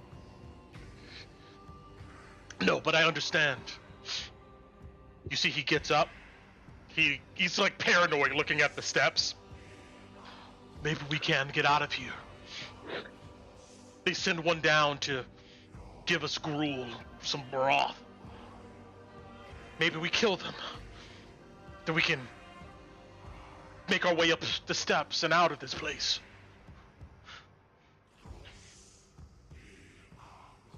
And at that moment, you hear what sounds like a lock opening up these steps. You see he quickly goes and sits back down.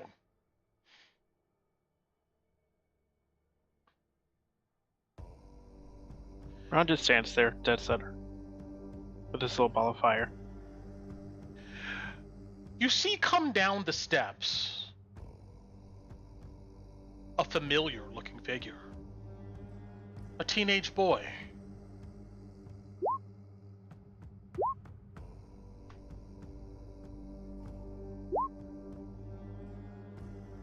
Why does he look familiar? I don't know. You tell me. Let me see something.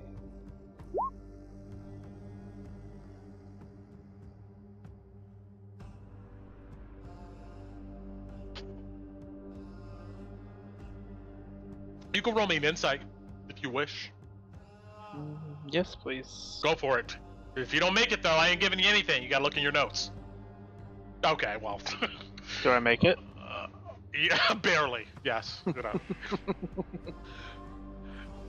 This guy, this young boy, looks like the boy you saved off of Korgoth's ship. Him and his sister, if you remember. And led them What back I was thinking. to Hendrick's farm, or at least Torrin did.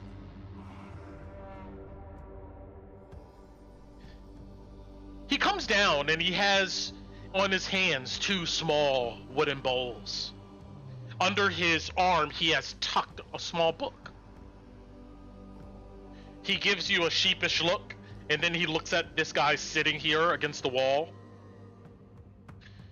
He comes over, he doesn't get too close. But you see he puts both bowls on the ground. And then next to one bowl, he puts a small book. He stares at you a long time, Raan. But then he quickly goes back up the steps, shuts the door behind him, and locks it.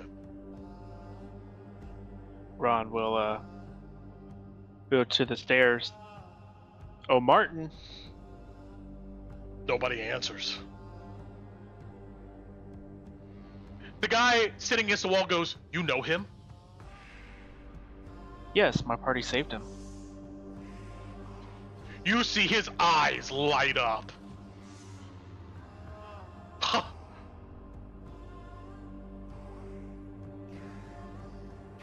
Maybe he trusts you. Look, they come in the morning and in the evening.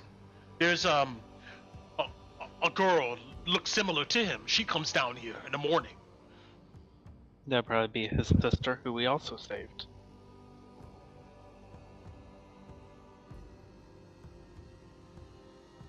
We take them down. We steal their keys. Kill them if we must. Or we get out of here. Can't believe I'm saying this. They're children. Children? They are cultists.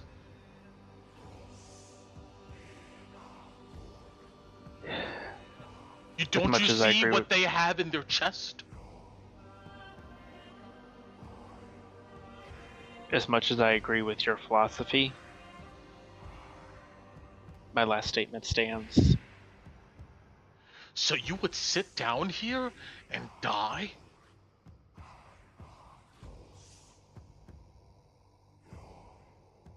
You know, I may already be on Nathaniel's shit list already, so I'm not really worried about him. But if we are where I think we are, then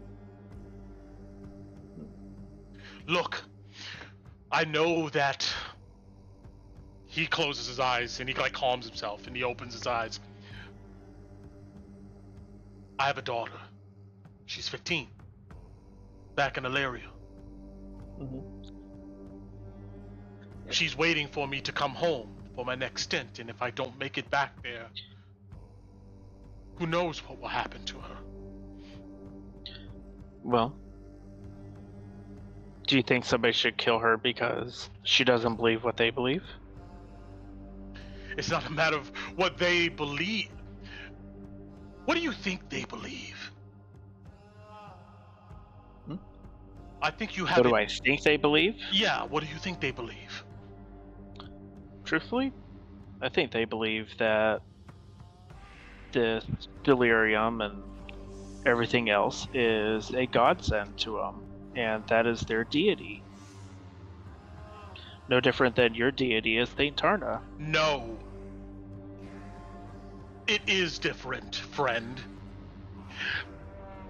Saint Tarna, the divine light, the sacred flame, we heal, we protect. What do? They put you down here in a cell, or whatever this place is, a dungeon, and give you broth and one of their books.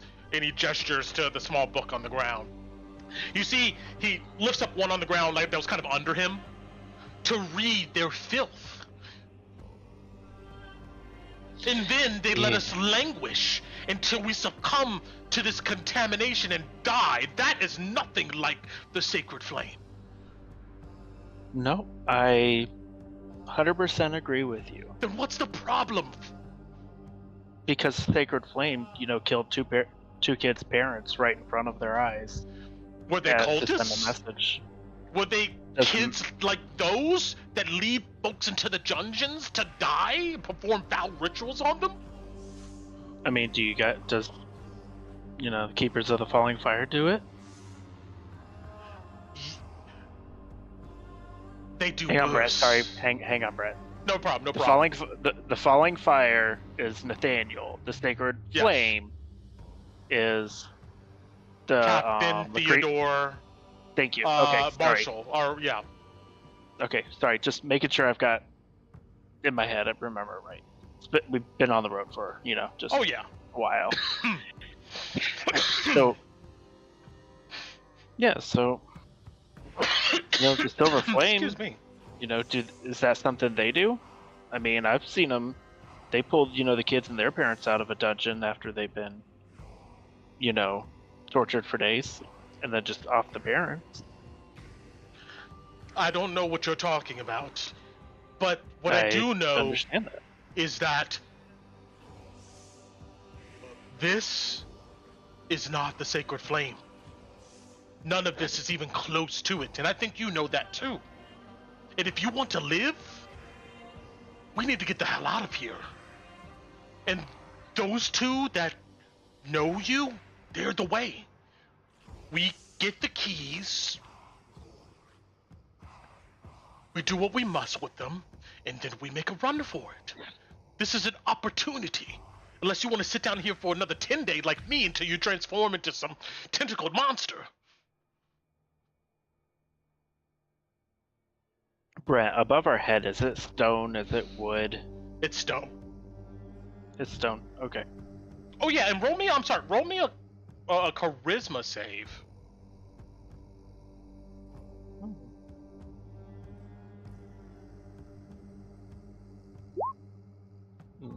Probably not. You feel a fear well into you just being in this place.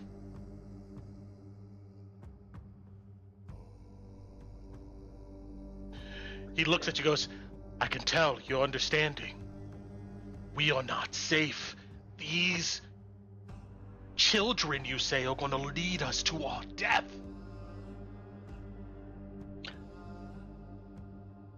Alright. Well, here. I'll level with you 50%. When the girl comes down tomorrow, I'll try to dissuade her. And pending the result of that, which I'm assuming she's been told not to speak with us at all, just deliver and go, then I will demand to speak with their leader, Lucretia Matthias. And what if they tell you no? I know of something she wants and where it is, and I'll gladly deliver it to her. You see his eyes narrow. The scepter?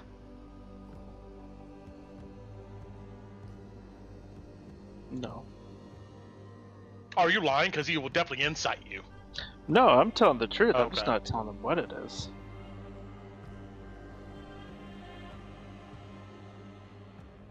You're not going to be able to convince her, friend. They've already well. embedded the crystals in their chest. But I'll let you give it a shot, and then how about this? If your way doesn't work, we do it my way. Just no killing the kids. That's my stipulation. If you want help getting out of here, then I can't guarantee that. Neither can you. You know that. I can absolutely guarantee I won't kill a kid. Regardless of what's either been forced upon them or... They care about you know. each other. We can use one of them as hostages. A shield. Meet us up out of here. But something may happen to them along the way. But at the end of the day, what are you trying to protect? A bunch of demon worshippers? Just because of their age? Demons care not about your female, male, bugbear, human.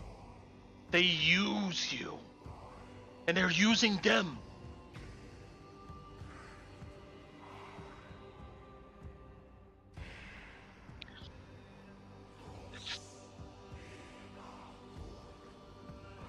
I'm rolling this for Raan.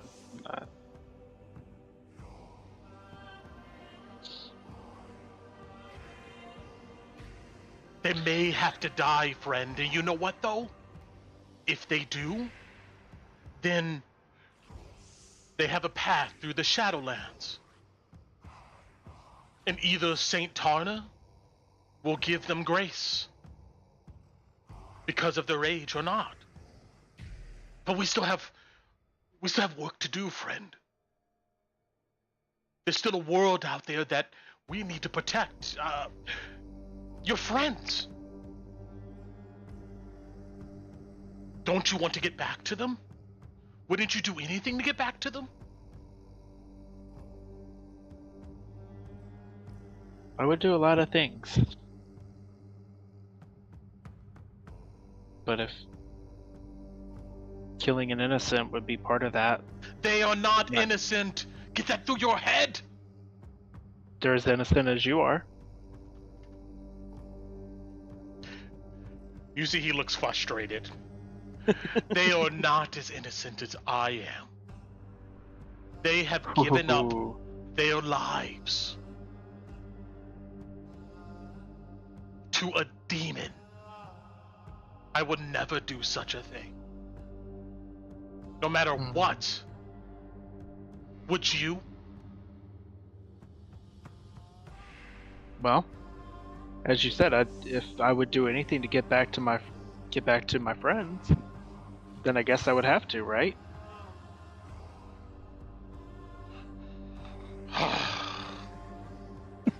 He sighs heavily. Your misguided conscientiousness gets you killed. But look, I don't want you to be an enemy. I want us both to get out of here. We try it your way first, but if that doesn't work, agree we try it my way. Again, I agree with the same stipulation. And I'll even alter it. That's the reason for the inside breath. We do everything in our power not to kill the children. And if I see you do anything otherwise, then the whole not being my enemy thing goes out the window. He looks like flabbergasted. If they perish,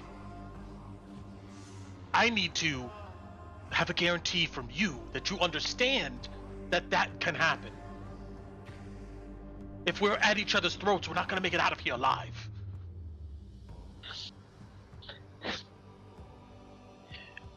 Raan goes, sits down, grabs the book, grabs the bowl You're of going to food, read that filth? sniffs it, sniffs the food. I've given my terms, you've given yours. I smell the food. Does it smell like it's It is delirium? like, roll me that's an interesting question. Roll me perception. We can do that. It smells tainted, but it's food. Ron sniffs the bowl and then brings it over to him. Drops it at his... Not drops it, but lays it down at his feet. Still holding the book. He picks it up, and he begins to drink from the bowl. He coughs with it, though. Ron comes... sits back down with the book and starts thumbing through it. Hang on. You're not gonna find any truth in there. Just lies. But after that, he shuts up and just kind of brings his legs up to his chest.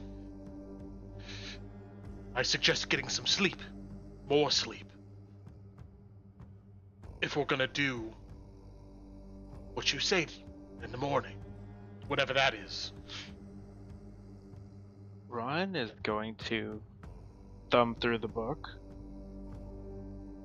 See if there's anything outside of the word of the Lord, so to speak. Okay.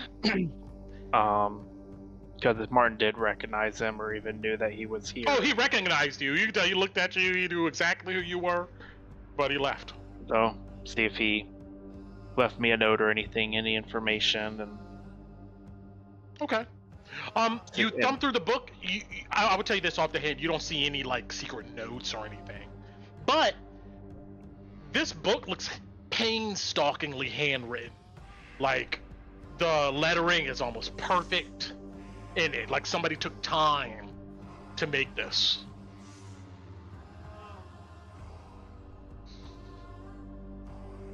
And we'll end the session there. Mhm. We'll see what happens next time. Dungeons of Drakkenheim. All right. Goodbye. Ending this See recording. you next week.